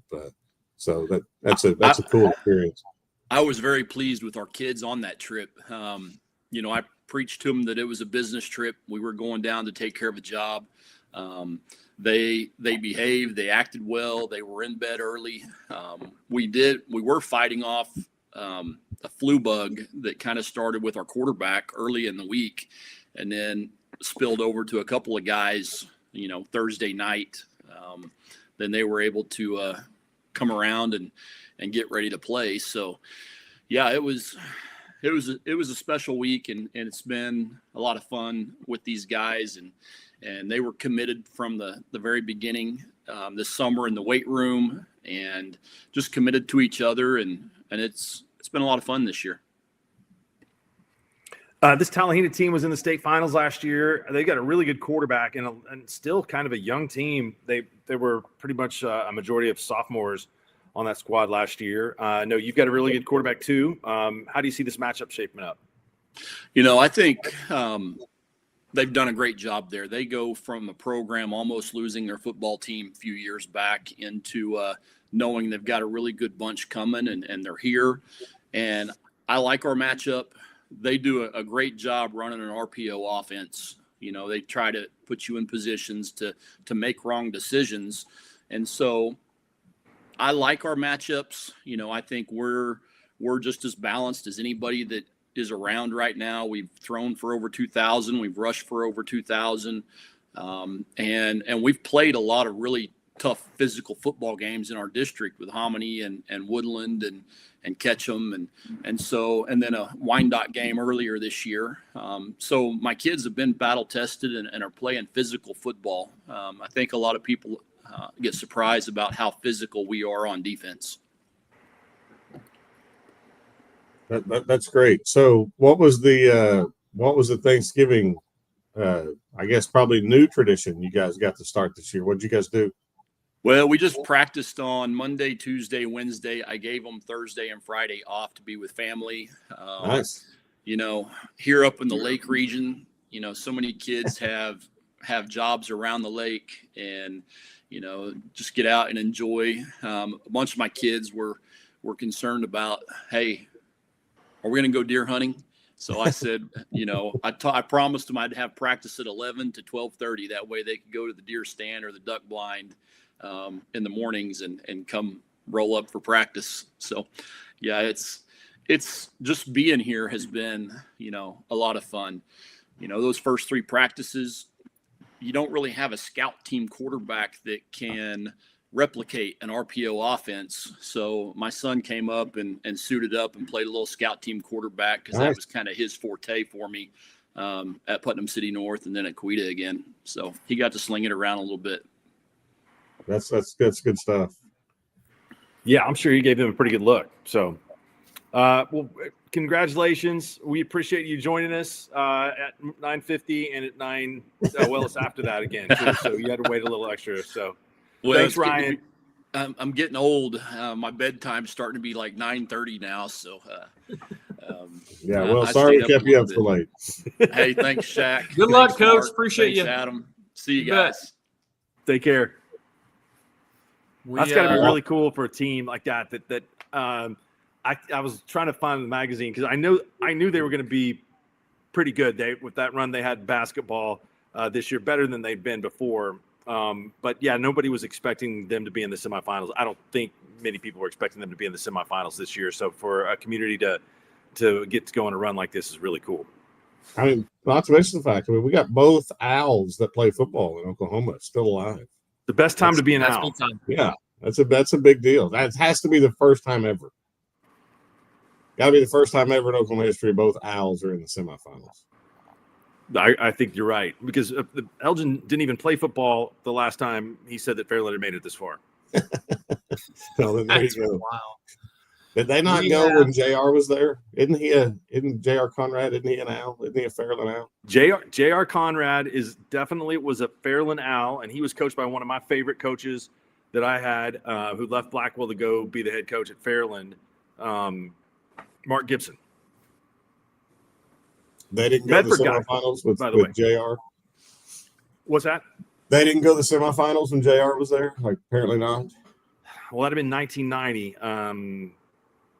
I don't know. That's a good question. It's possible. Owasso wins 39-36. And even more interesting than that, we have Jeff Craig in queue, and Jeff has his awesome blue background too, which will only make his appearance even These are better. stylish. So you guys want to bring Jeff on? He's on mute, so he's going to have to come off mute, but we're going to bring him on. You ready? Oops. That's not Jeff Craig. Sorry, Ryan.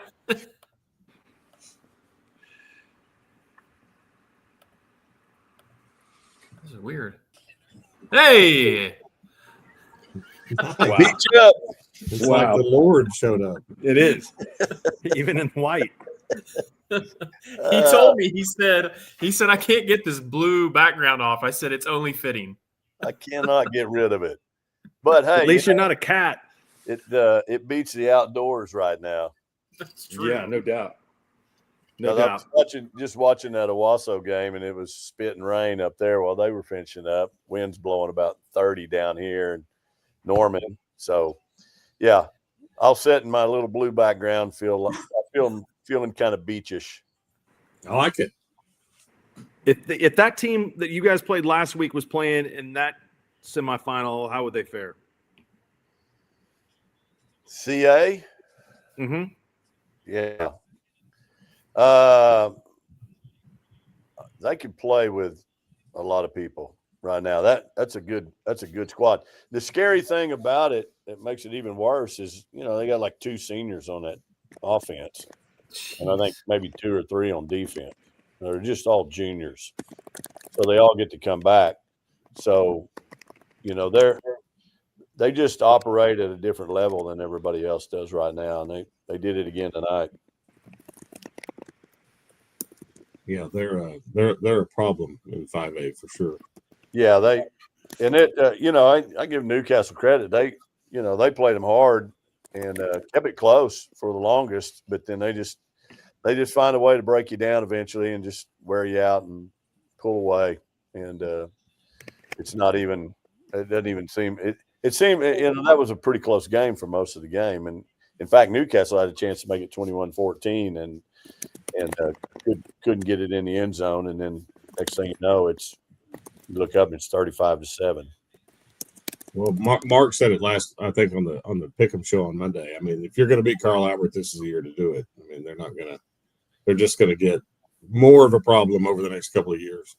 Yeah, I guess you call this their down year,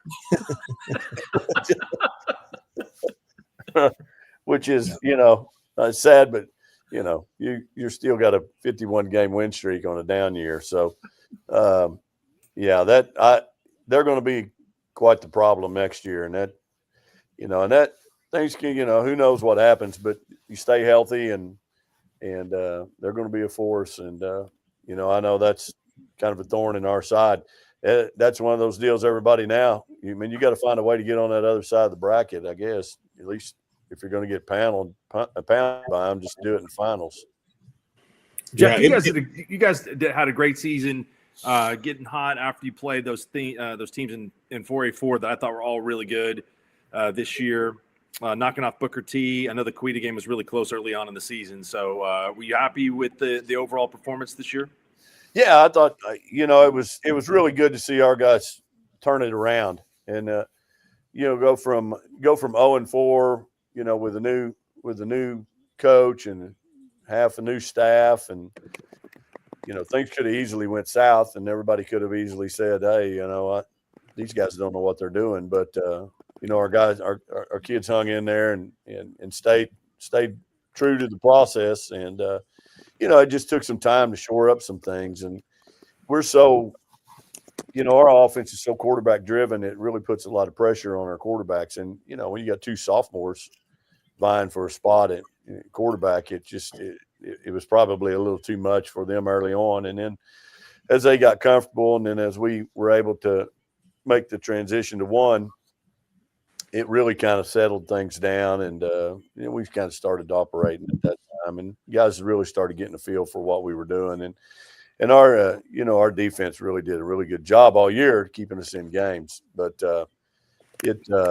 it kind of came to a screeching halt. I was happy we were able to overcome a lot. We had there's a lot of unknown things that went on early on in those 4 games that really kind of took away from what we were doing, and was kind of a thorn in our side. And we were able to get past that and really overcome a lot.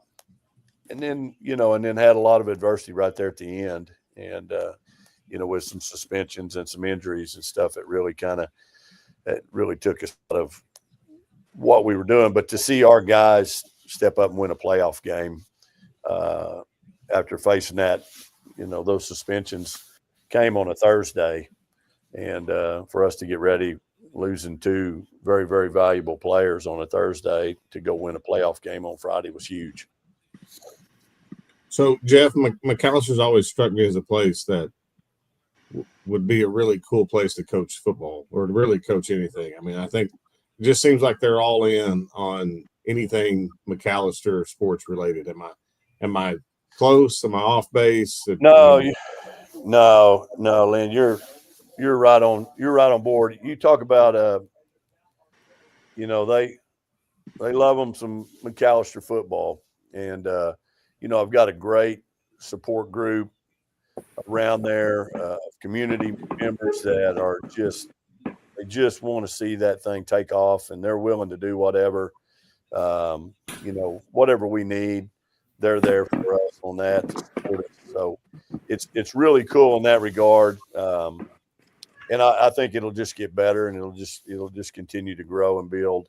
And we'll get some more guys out. Our numbers were down a little bit this year, but I think we'll get the energy going again and get everybody out. And like I said, the town loves it, and they support it, and they're behind us 100%. And it's kind of neat in that regard to have those guys that are really involved, community member wise, former alumni. A lot of alumni still there in town, so they'll want to do whatever to make it be successful, and it's kind of neat in that regard. That's awesome. Now, on your commute back and forth now, do you have any favorite parts of the drive? You're just a robot. Like when you get in that car, you just you leave, and then you're on the other end of it. That thing just kind of drives itself. I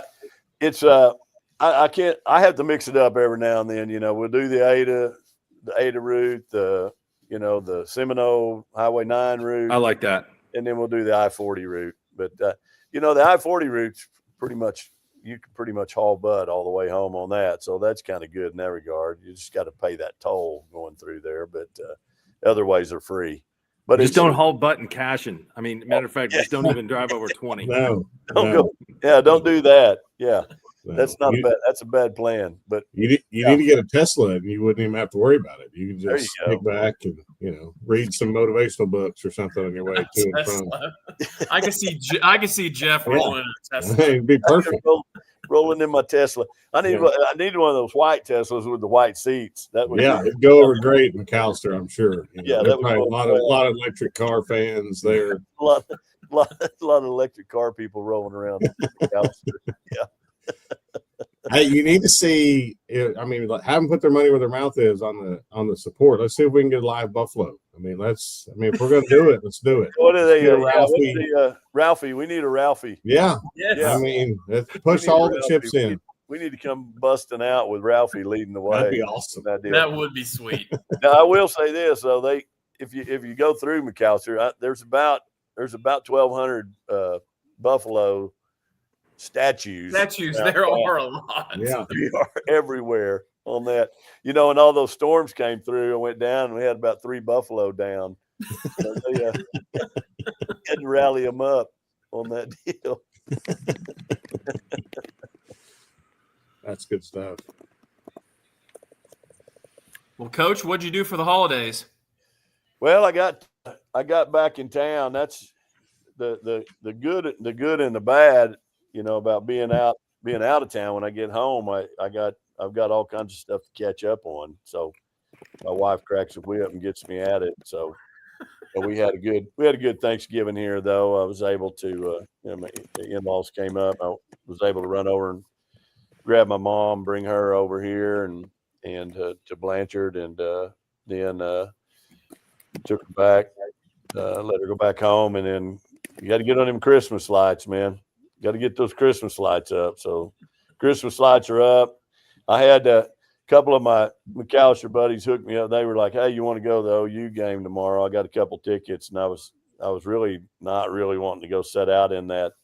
They're talking about 40-mile-an-hour winds blowing in, and I was kind of like, nah. But it was either go to the OU game or stay home and put the Christmas tree up. So I think I'll opt out and go for the OU game and sit in the 40-mile-an-hour winds versus Christmas tree. Since I did the Christmas lights all day in the yard. So. You should have called Jake. He could have probably got you into the Santee Lounge, and That's you wouldn't true. have to worry about the wind. Yeah, there you go.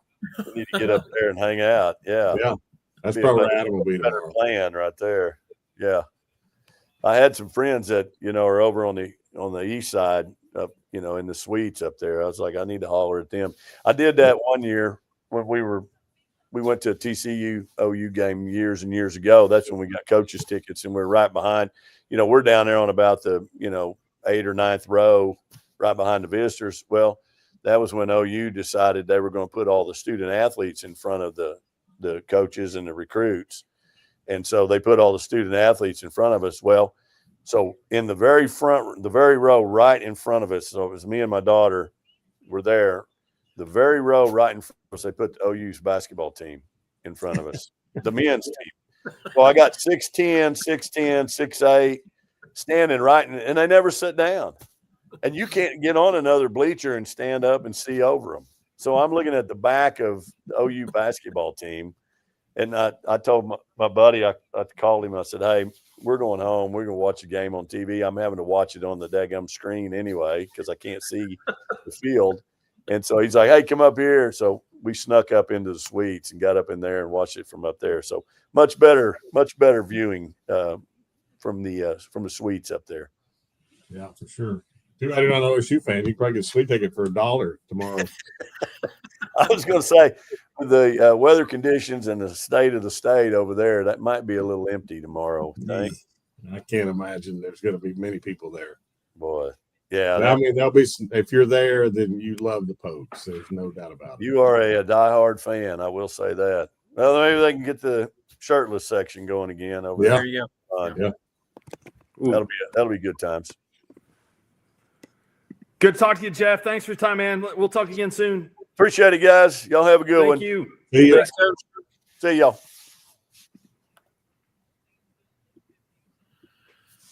Boy, they're celebrating in Austin. Yeah, Texas. I told you they were going to win. Are they getting in? I don't know. I'm just having some conversations about that. I don't think so. They got 3 losses. 3 losses, yeah. So they lost to who? Remind me. Georgia. They not only have decent losses, they have good wins. They've beaten 3 top 10 teams. That's what I mean. I mean, they beat OU, beat Texas A&M. Vanderbilt. Who else did they beat that's good? Beat A&M? Texas A&M. Yeah. And This, then, I just watching this team tonight, it tells you everything about them. They barely beat Kentucky. They barely beat Mississippi State. I mean, they played awful in the first half. They looked like they couldn't. They looked like Ned in the first reader in the first half. I mean, second half they dominated. They got a good defense. Their offense is very inconsistent. So I don't know. Who's their third loss? Georgia, Ohio State. Ohio State, and who's the other one?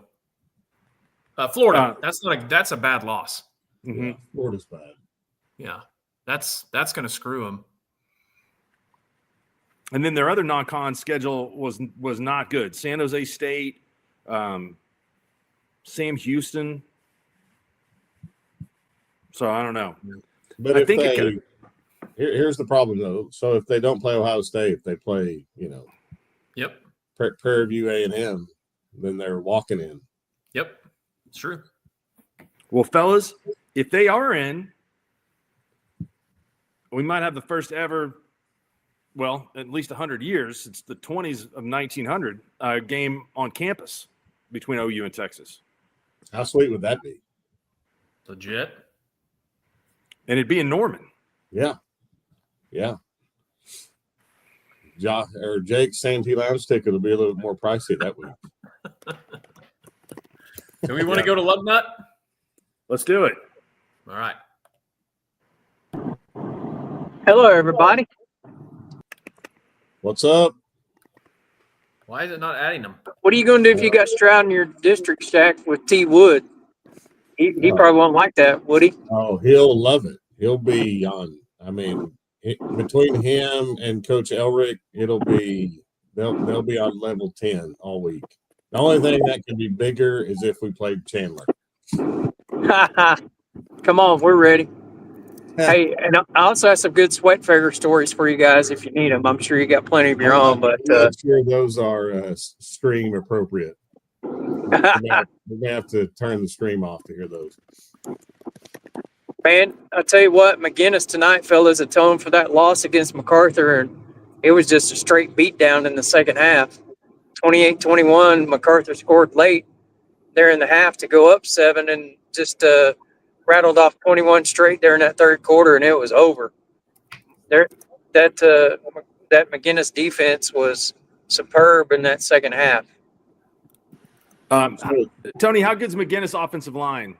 Mark, they did a really good job of creating some big holes tonight. They running backs, I bet they probably had 400 yards on the ground tonight. Didn't really have to throw the ball a lot. Of course, the weather wasn't real conducive to throwing the football, but so they just ground and pound, and and MacArthur's they try to do the same thing, but McGinnis was just ready for them tonight. Really game prepared.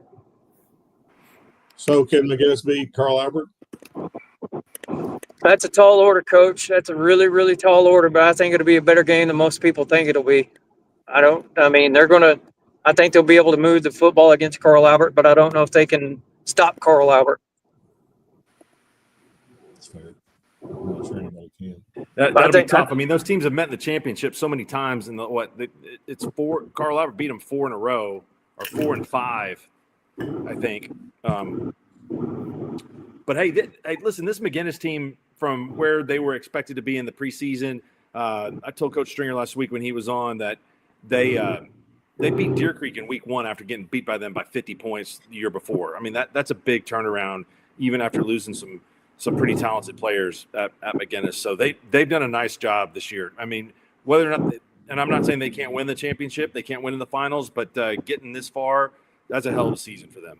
Well, here's another thing too, Mark, that a lot of people, I mean, outside of us and the Oklahoma City area, but this is their 4th game in a row on the road. I mean, they were at MacArthur in week 10 to lose to go to 3rd.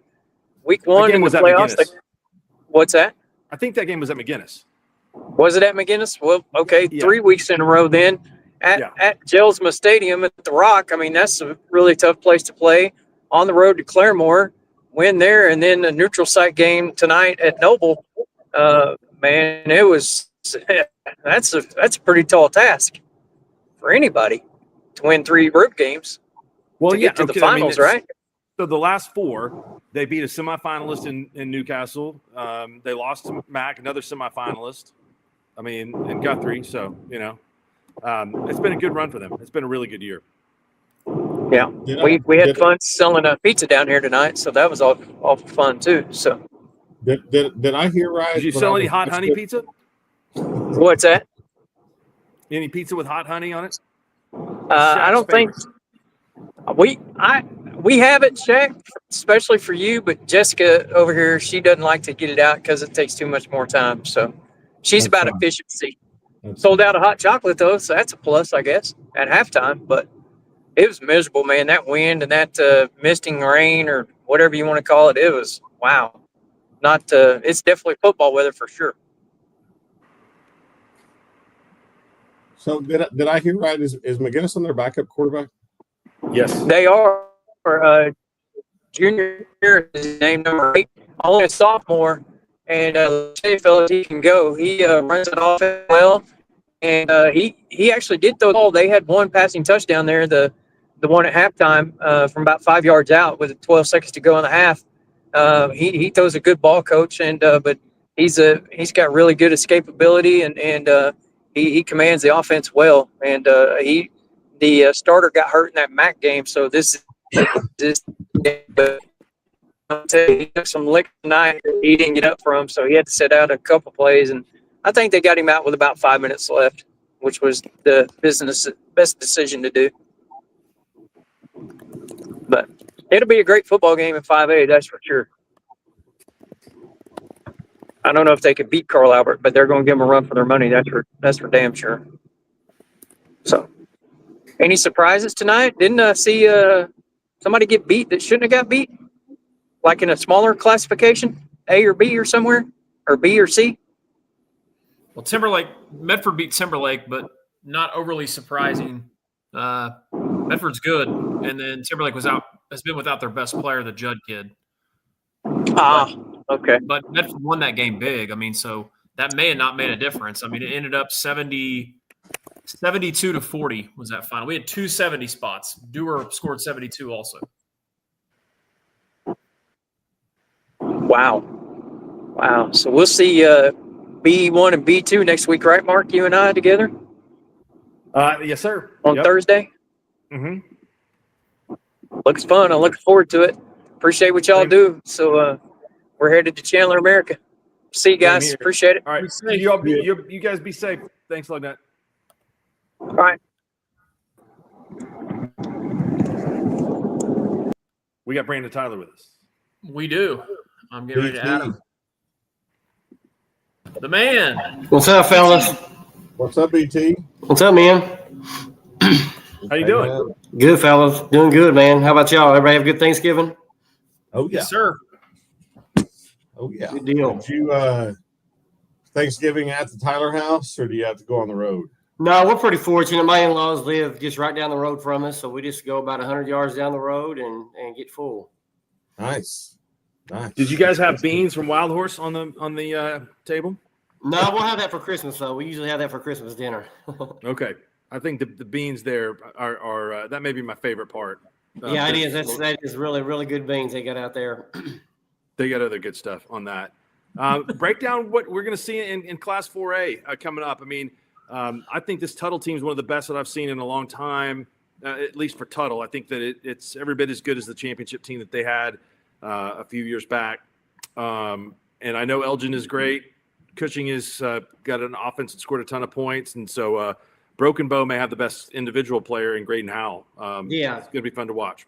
It is. I think it's a good matchup, them and Tuttle. But, I think Tuttle right now is kind of head and shoulders above everybody else. Brad's got them playing extremely well on both sides of the ball. They're very talented, just what I've seen on them on film. And, Broken Bow, you can't count them out, though, with the athletes they have, especially with Howell, pulling the trigger for them. That guy can score from anywhere on the field. And the night we played, we shut them out the first quarter, and there was a 7-minute span in the second quarter. They scored 28 points, and then fortunately we were able to shut them out the third and fourth quarter and get the win. But they're very talented with him, and then, of course, a running back that came in from Idabel as well, and then the Pratt kid, a linebacker. Those guys are good football players. On the other side, you got Elgin and Cushing. We went to Elgin last year. I know they were hit by graduation, especially up front, but I seen Coach White on here a while ago. Y'all were talking to him, and I've got to know him over the last year and a half, and he's a good dude, man. His staff does a great job, and I've known his DC, Jack Baker, for a long time, and those guys are there for a reason. They're well coached in what they do, and, of course, the running back they have is very, very talented. And Cushing, we beat them my first year, upset them the first round in 23, and they were pretty talented then, still doing a lot of the same things, a lot of the screens and all that. But, 4 very good football teams, but I think Tuttle's kind of above everybody else right now. So we'll just kind of see how it goes next week. No, I think 4A's are really. I think those 2 games will be really fun to watch. I mean, if you're just a football fan and you want to dial into some good football, I think 4A is a class that you could probably pick out and see some really good football get played. Yeah, you're right. Our district alone, Shaq, golly. I mean, us, Ada, Broken Bow, Poto, Hilldale, Poto goes 7-3 and don't even make the playoffs, Many other districts they're in. And you go up north with Grove, they were very talented this year. And Cushing's in the same district. Wagner kind of had a down year, but, tradition where they're usually at. And you got Fort Gibson, which is up and coming right now. They got just about everybody returned. I think they only graduated 4 kids. So they'll be very talented next year. So we're kind of curious, once if we ever get the numbers from the State Department or whatever, to see how we're going to realign to kind of see where everybody's at. So, 4A is always tough. Yeah, Hey, BT's right. I mean, you can kind of see it at the beginning of the year based on the players that were returning and the players that had changed schools and things like that, that 4A4 was as good of a district as there was in the state. Because I don't think that I can't think of any districts off the top of my head that the 5th place team was as good as Poto was. So, I mean, we had the game out there, Sean and I did. when you guys beat Hilldale, that was a very good team. And they earned their way into that 4th spot. So, and I'm sure, I know you guys got a bunch of guys coming back next year. I know it's the same at Broken Bow. And so it'll be different, but I still think that side of the state on 4A is going to be really good. It is, like I said, Broken Bow have mostly all their offense coming back. I think they graduate 8 on defense, so they have to replace some guys on that side of the ball. Hilldale was hit pretty hard by graduation. Ada as well. We'll be pretty fortunate. We lost our best lineman there in the Ada game, week 10. We had to do some shuffling around, so we got some guys some experience, the second half of that game. And then in the playoffs, so we'll have, 4 to 5 linemen coming back now, have a running back, quarterback, all our receivers. So offensively, we got to be pretty good, we feel like, next year. Defensively, we've got to replace some guys, but, that's part of it, and like I said, we'll just kind of regroup this spring and get some guys ready to roll. Awesome, Brandon. Hey, thanks for joining us, man. We really appreciate you participating with us tonight. Hey, you bet, man. It's good to hear you guys. And like I said, talking to those small school guys brought back some good memories, kind of like Shaq was talking about. You go back and play Davis, playing Jody Weber and them. You kind of hit the panic mode as a coach sometimes because, like you said, you don't ever know when you're going to get the ball back. And you look up and you're down 14-0, and you're like, dang, man, this is going really fast. And you're in the third quarter. And those are fun times, playing Jody when he was at Davis, and then, the Hennessy matchups we had there. And then the Fairland quarterback, he was a freshman by last year at Gore when we beat them in the first round. And that dude could spin at the end, and I've heard a lot of good things about him now. So he's good. Them and Tallahassee ought to be a good matchup next week. I've talked to Kelly, and he's worried about him a little bit, because he said, they got 15 seniors, and, so he's expecting a good ball game next week. Kelly's always worried. Oh, yeah. You got to get him on here. He'll be talking 900 miles an hour and messing up a storm. Yeah. Yeah. We're going to have the dump button ready to go. Oh, yeah. Thanks, BT. Good to see you, man. Hey, you too, fellas. Hey, we'll talk to y'all later. Thank you. Good. Carson Schertz, right? Quarterback at Fairland. Good player. I'm telling you, I saw him this summer at our 7-on-7 deal. They've got some. I'm sure they got some linemen that are pretty good, but their skill kids are legit. I mean, the quarterback can go. I mean, and Coach Laverty does a good job. I mean, they looked the part. I'll just put it to you that way. Their skill kids did anyway. We got Hunter. We've got Hunter. We have just a quick little update. We have Hunter Shepard next. Then we are going to be joined by Nick Friesen, who is with the Enid News and Eagle. He covered a couple of the smaller school games. And then we also have Chris Evans is going to join us too as well. So I believe Chris will wrap up the show for us as far as guests. But let me get Hunter in queue and bring him on.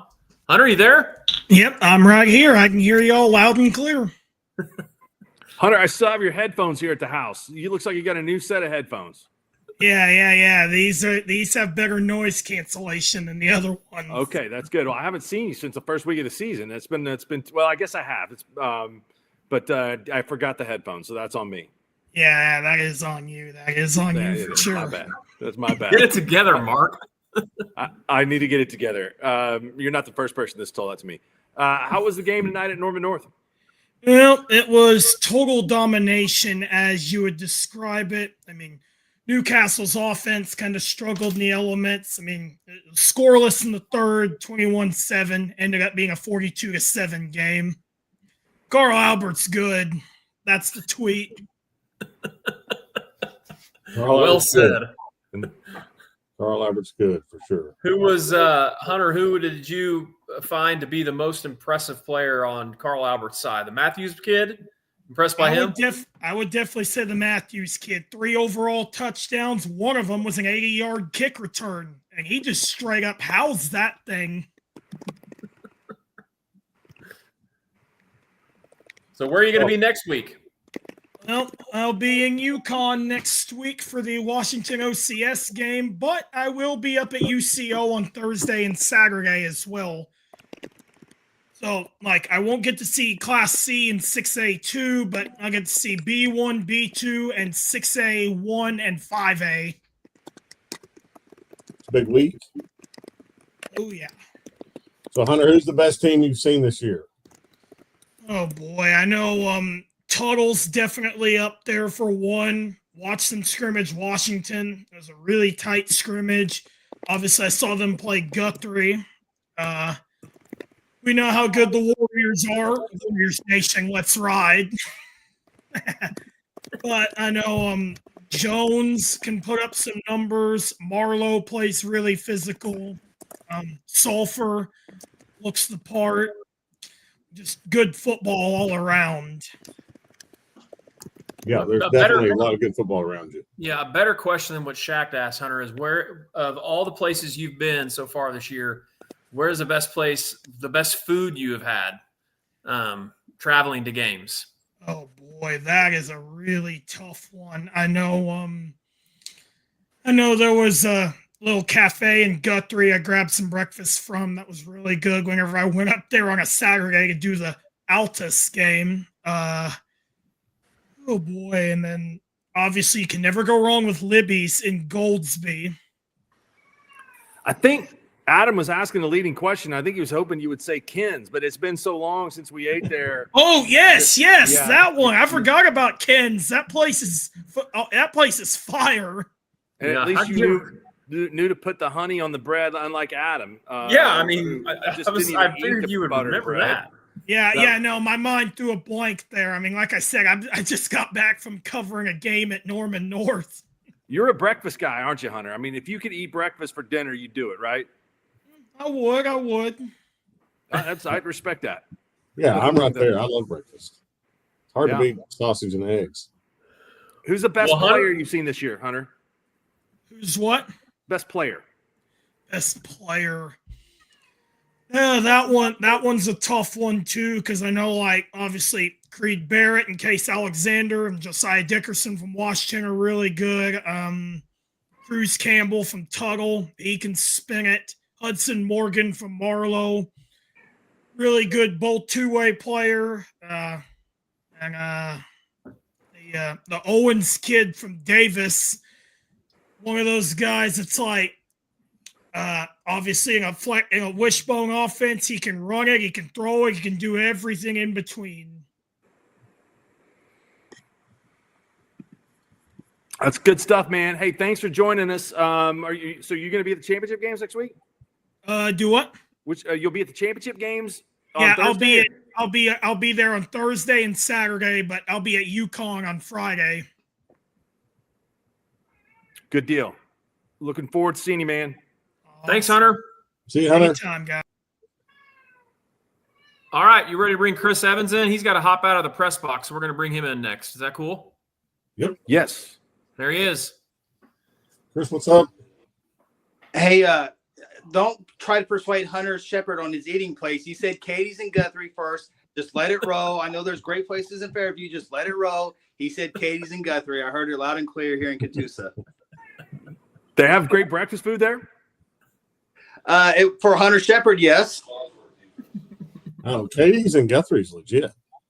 I want to try that. Yeah, breakfast and lunch anytime. They close at 2, but it's good food. No, it's solid. I've been there a couple times. It's way good. Give us a rundown of the second semifinal tonight. Looked like it was a heck of a game. Man, it was great. It started off Owasso jumping out to a 26-0 lead. You're like, man, it's going to be a long night, but typical 6A1 semifinal action. Jinx comes back and ties it up at 36-36, and Owasso gets a 28-yard field goal with a little over 2 minutes to go. And, Owasso holds on in a good game. Owasso never trailed in the ball game. It was a fantastic game. The big story, one of the big stories, KD Jones does rush for 56 yards, so he does become Jinx's career rushing leader in just 3 seasons. Remember, he started off at Broken Arrow his freshman year. But the other big story in this one, Jinx Landon Kazar, it was either the first or second series in tonight's game, got hit while throwing the ball. And I don't know if it was his hand or his arm, but he did not play in the entire majority of the ball game. And Jinx had to go with a sophomore backup quarterback. Did a pretty good job in Isaiah Butcher. But Owasso, Jaden Hall, 3 rushing touchdowns. He continues to run the ball extremely well. Drew Frankenfield in his junior campaign with poise. His offensive line gave him time to throw the ball multiple times in big situations. And he just very, very similar to Cruz Campbell, just poised in the pocket as it collapsed. He kind of steps up and makes a great throws. And so we started with the Battle of the Burbs to begin the season on Thursday night, and we're going to get it one more time at UCO next Saturday night. Yeah, it looked like sure, from a coach's perspective, it was probably a nightmare of a game, but from a fan's perspective, it looked like probably a great one to watch. I mean, kind of, like you said, looked early on like it wasn't going to be much of a contest, but it looked like Jinx kind of about the middle of the second quarter kind of figured out what they wanted to do with their backup and kind of got it rolling after that. But great. I mean, I was watching it off and on while we were doing this. Looked like a great game. Yeah, you're exactly right. We said it. If you didn't have a rooting interest in the game, it was a fantastic game, especially the way Jinx came on. And I don't know if you guys remember it was the game earlier this year. Owasso went with fake field goal right before halftime back on September 5th, and Jinx stops it and then goes into the end zone score. Same thing, almost the same spot on the field, almost the same time. Jinx gets another stop. I mean, Owasso had all the momentum, and Jinx stops it on the I don't know if it looked like a kicker's decision to tuck and run, but Jinx takes advantage of that and tied up 36 at all. And Owasso had a couple of field goals. The wind was a big factor tonight as well. Whoever had the wind behind their back, especially in the kicking game, proved to be a big difference in this ball game. It wasn't nothing crazy. We did have light rain throughout most of the ball game, but I also want to say a big kudos to Catoosa High School. I know they got a lot of flack on social media and other places at 4A Stadium hosting 6A schools. They did a fantastic job. The coach / AD did a great job of hosting. Hospitality was fantastic. We're in no hurry. The only downfall is we're in no hurry to get out of here because the traffic is backed up. We get to park with all the buses. Of course, Broken Arrow, Bixby, Jinx, and Owasso got 25 buses when you count their band. So we are in no hurry here. It's still raining. So we got a couple double whammies leaving at Catoosa tonight. Hats off to Catoosa. That's probably no easy task to do the day after Thanksgiving. And one of the reasons they're doing it is because there's not a lot of people that are willing to do that. So kudos to them for stepping up and hosting that. Good job. Absolutely. They did a great job. And they've done some great facilities here at the stadium. So they were able to showcase that as well. Even got an elevator. I know Mark Rodgers would approve the press box with the elevator here. So it's a great venue. They did a great job. The stands were packed the entire time. So kudos to Catoosa. Yeah. You can slide over and put a 50 on Sooner Red too for Adam's brother if you want before you go home. I don't need an elevator. I just can't have stairs without any handles on the side leading up, but to a press box that has no area to dismount. So I think we're good. I think so. I'm gonna see if I can get the Mark Rodgers suite across the street. I know the lights are bright over there. Don't even go there. I was about to say something that was going to be inappropriate for those that knew, but I'm not going to do it. So I was just going to say you better get out of that high crime area quickly. Yeah. So I did see a guy walk into. I'm always afraid to go when I'm in Tulsa to go into Quick Trip because I feel like I'm going to be on the first 48 because they always have great video coverage there. And so I figured I'd be like at the cash register and be on the first 48. But I did witness a guy walk in with a ski mask on today. Ooh. And I surely he's going to take that off before he goes inside. Walks inside the Quick Trip with a ski mask on. And I was like, am I the only one seeing this? And apparently it was just a normal day at the Quick Trip over there off of Memorial. Man, you can't go into a convenience store with a ski mask on. I mean, you can't do it. Exactly. I mean, it's Tulsa though, Mark. I mean, it's kind of dicey at parts. To Tulsan's credit, I was the only one who flinched. Everyone else took it in stride. Yeah. Just another Friday night. Yeah. So, all right, Chris. Well, we will. I'll see you on Thursday, man. All right, guys. Appreciate you. What time are you gonna start setting? What time are you gonna start setting all your equipment up? Tuesday, unless basketball gets in the way. Good deal, man. Good luck, Chris. You do a great job with all that, man. Thanks for all you do. Thank you, guys. You do a great job as always. Thank you. Awesome. Chris. Appreciate it. Bye, Coach. Okay, I got a cat that's dying to get outside. I mean, this is the dumbest pet that anyone could ever have. I've already let it back inside once. That disrupted the show. Do I let the cat out? I was wondering if I was hearing that. Shaq, what are your thoughts? I mean, it's your cat. I mean, we can go down the rabbit hole on how I feel about cats if you want. But since you got one, let it out. We'll let Nick Friesen hop in real quick. Nick, what's up, buddy? What's up? How are y'all? We're good, What's man. up? We're good. Oh man, the cat. Yeah. Cat's I on the mean, reset. why can't we get a dog? Does What's wrong with the dog? the cat go outside?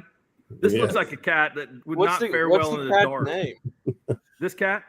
Yeah. Ozzy? Cat. Just Cat. cat. Lucy. It's Lucy, but it's cat. I'm letting the cat outside. So All right, we got might be it. the We'll last hold down the anybody fort. sees of the cat. Sorry, Nick. Nick, who'd you watch tonight? Afternoon, I went and covered Cherokee and Sealing, and then tonight I covered Timberlake Medford. We'll start with Cherokee Sealing. That was Rush Hunt, man. I mean, he's just a load to bring down, and it's kind of amazing just to see because I know they've been dealing with some, banged up players here or there throughout the season, and he comes back and he just rushes for over 200 yards and 2 touchdowns in the contest, and then Wyatt Tillery has 4 rushing touchdowns, and they I know the killer in that. I mean, they were already down. Cherokee was down 20-0, 28-0, but then Dawson Schaumbacher got hurt for them. Did he really? I think he pulled his hamstring. I don't know. That was just kind of what I saw from the press box, but he was limping off the field and kind of just wrote him off then, I think, because you put in Trig Ream and you don't have Dawson Schaumbacher. You just don't have that run threat ability and that passing ability as well. So, yeah, Sealing cruising that first one. They stopped Cherokee's offense right off the get-go. And then tonight, shout out Medford quarterback Cash Kelly. That guy, 7 total touchdowns, 200 total yards. That guy is phenomenal, and he kind of just put them on his back and willed them in that high-scoring affair. Peyton Pierce for Timberlake had over 300 total yards and 5 touchdowns in the contest. Paxton Glenn, he didn't get going until the second half, but he had 3 touchdowns and over 100 receiving yards and kind of just, mess up time, clean up time or whatever. But every time, I think the biggest point of that game in that Medford Timberlake was between the late first quarter and then all throughout the second quarter, they stopped Timberlake 4 straight times on 4th down, turned them over 4 straight times, and then immediately responded with touchdowns and 2-point conversions. And I think either 28 unanswered against any opponent in Class C and A-man football, let alone Timberlake, is going to get it done for you. So shout out Medford. They're going to the state championship for the first time since 2002 and kind of bringing back the old glory days from the 90s and the early 2000s and everything. Yeah. I haven't gotten you can get from Ryan, Oklahoma to Medford, Oklahoma, and you don't even have to turn. Yeah, that's true. Very true. Highway 81. I mean, that's kind of a revenge game for this year. I like Medford's chances. I do, just the way they can, get the run game ability going, and then, we were talking. Me and Coach Blake Lamley were talking, Thursday, and he's like, the main reason we have all these concepts and stuff is because we have the run game ability, and then you can throw the bubble screens out in the passing game. They didn't have to tonight because obviously, the wind played a factor, and they were just gashing Timberlake's defense in the running game. So they have another threat that I'm sure they have on film and everything, but they can have another threat in the next week's game against Ryan. So I like their chances. It'll be a fun game, though, for sure. Any chance, Nick, in B1 or B2 that we have a different result than we had last year in the finals? The way it looks to me like no. I mean, like Isaiah Drake is so good. Dude, yeah, I mean, I was thinking about that today, too. Sealing beat Cherokee, and then I was like, man, Walika beat them 54-12 last year with Isaiah Drake and all of them. And so I just think Isaiah Drake and what he does, I think he's the greatest 8-man quarterback to ever play, 8-man football. And so it's a bold statement, Nick. Yeah, you got a 2-time champion as a starter on here, right? I don't know, man. There was one from Medford that played for the Chiefs. Yeah. The James Killian that played for the Chiefs in Tulsa was pretty good too. Yeah, that's true. Yeah, that's true. Drake is good though. Dude, I talked to James last year whenever they honored one of their state championships teams last year, and he's a cool dude, and he's got things rolling up there. Wherever he's coaching at. I haven't seen the Drake kid play, and I'm sure he's fantastic. It's kind of Really just, good. you know, But he's going to have to be really good to be better than the Bencoma kid that played there. that's true. Yeah. I mean, if Sealing can get going what they got going with Rushon, if he can, Rushon's going to have a monster game, and Wyatt Tillery's going to have to play phenomenal as well. And the B1, I mean, Laverne, if they can get a passing game going with Keenan Cox, I think that's the thing with him is he's a good passer and good enough, playmaker in the running game as well. That if, with him and then Carnegie Kid and everything, but I don't know. I still like Walika and Dewar in that contest. I think if I would had to pick one to reverse the result last year, I'd probably go Laverne. I mean, I think I think that would be my best bet and everything. They're playing their best football right now. Which, I mean, they handled Pond Creek Hunter, and Pond Creek Hunters have been on a roll as of late, and they kind of just got on a roll after, if they got passed by Empire in that first round. They set up a matchup with Yale that I thought, it was a scrimmage when they faced Yale, but they handled Yale pretty well in the scrimmage and early in the season, and they did that. But then they ran into a very tough Laverne team. But I agree with you. I think Laverne could be the one that could get the upset there and be one. Should be some good games regardless. I mean, it should be fun to watch. I know it'll be small schools. Sometimes they can roll it and everything. So we'll see how it goes next week. Yeah, for sure. Well, Nick, thanks for your time. Yeah, hey, I always read your stuff in the needed paper. It's really good. So keep up the hard work because I know you got a ton of teams that you have to cover up there, and so you're doing a great job. We start basketball coverage next week, so that'll be fun, along with covering the one team left in our football area. So that'll be fun. Just text Adam; he can tell you all about it. I can. You're right. That's true. And Nick, we'll see you at the Squirtle Festival this year, right? For sure. Always, man. Sweet, man. Appreciate you. Thanks for all you do. Y'all. See y'all. See ya. Nick does a great job. He's done a really good job covering sports up here in the unit area. He's done some really cool stuff. He's got a kind of a bi-weekly Northwest Oklahoma sports podcast. Does a really good job with that too as well. So he's been a blessing to the Enid paper. I agree. Boys, we went 2 hours and 26 minutes. Yeah, we did. I don't even. We did come close to getting in trouble, but I don't think we did. I think we're okay. I mean, there were some doors that were cracked that we didn't go ahead and kick in, but that's okay. Well, this has been a heck of a day in high school football, and then next weekend will be even better with the semifinals and the first group of finals. So are we doing this again next week? Sure, we can. I didn't know. Are you calling anything Friday night? Nope. Thursday, Saturday for me. It's like it was meant to be, Mark. We got a home hoops game, but I can slide out early. Well, if you get us a strawberry sheet cake, then we'll just meet you there. Yeah, we can do it from my office. I don't care. We can just commandeer the field house. Mark, what time are you doing the game Saturday? Maybe it'd be smarter to do it Saturday after you call. Yeah, I'm doing both Saturday, so okay. So yeah, we could do it after the second final. Yeah, I don't care. Whatever, we'll figure it out. But yeah, we need to figure out a way to do it again. I agree. Well, thanks, fellas. Yeah, you bet. Thanks, Mark, you want to everybody. sign us off? Yeah, I will. Thanks, everybody that joined the show tonight. We appreciate that, and especially Coach Laverty, which waited 13 hours to do it. And we appreciate all of y'all that watched, and hope you enjoyed the coverage as much as we enjoyed bringing it to you. So for Adam and Lynn, we'll see you next week on the Saturday night recap show. Stay tuned.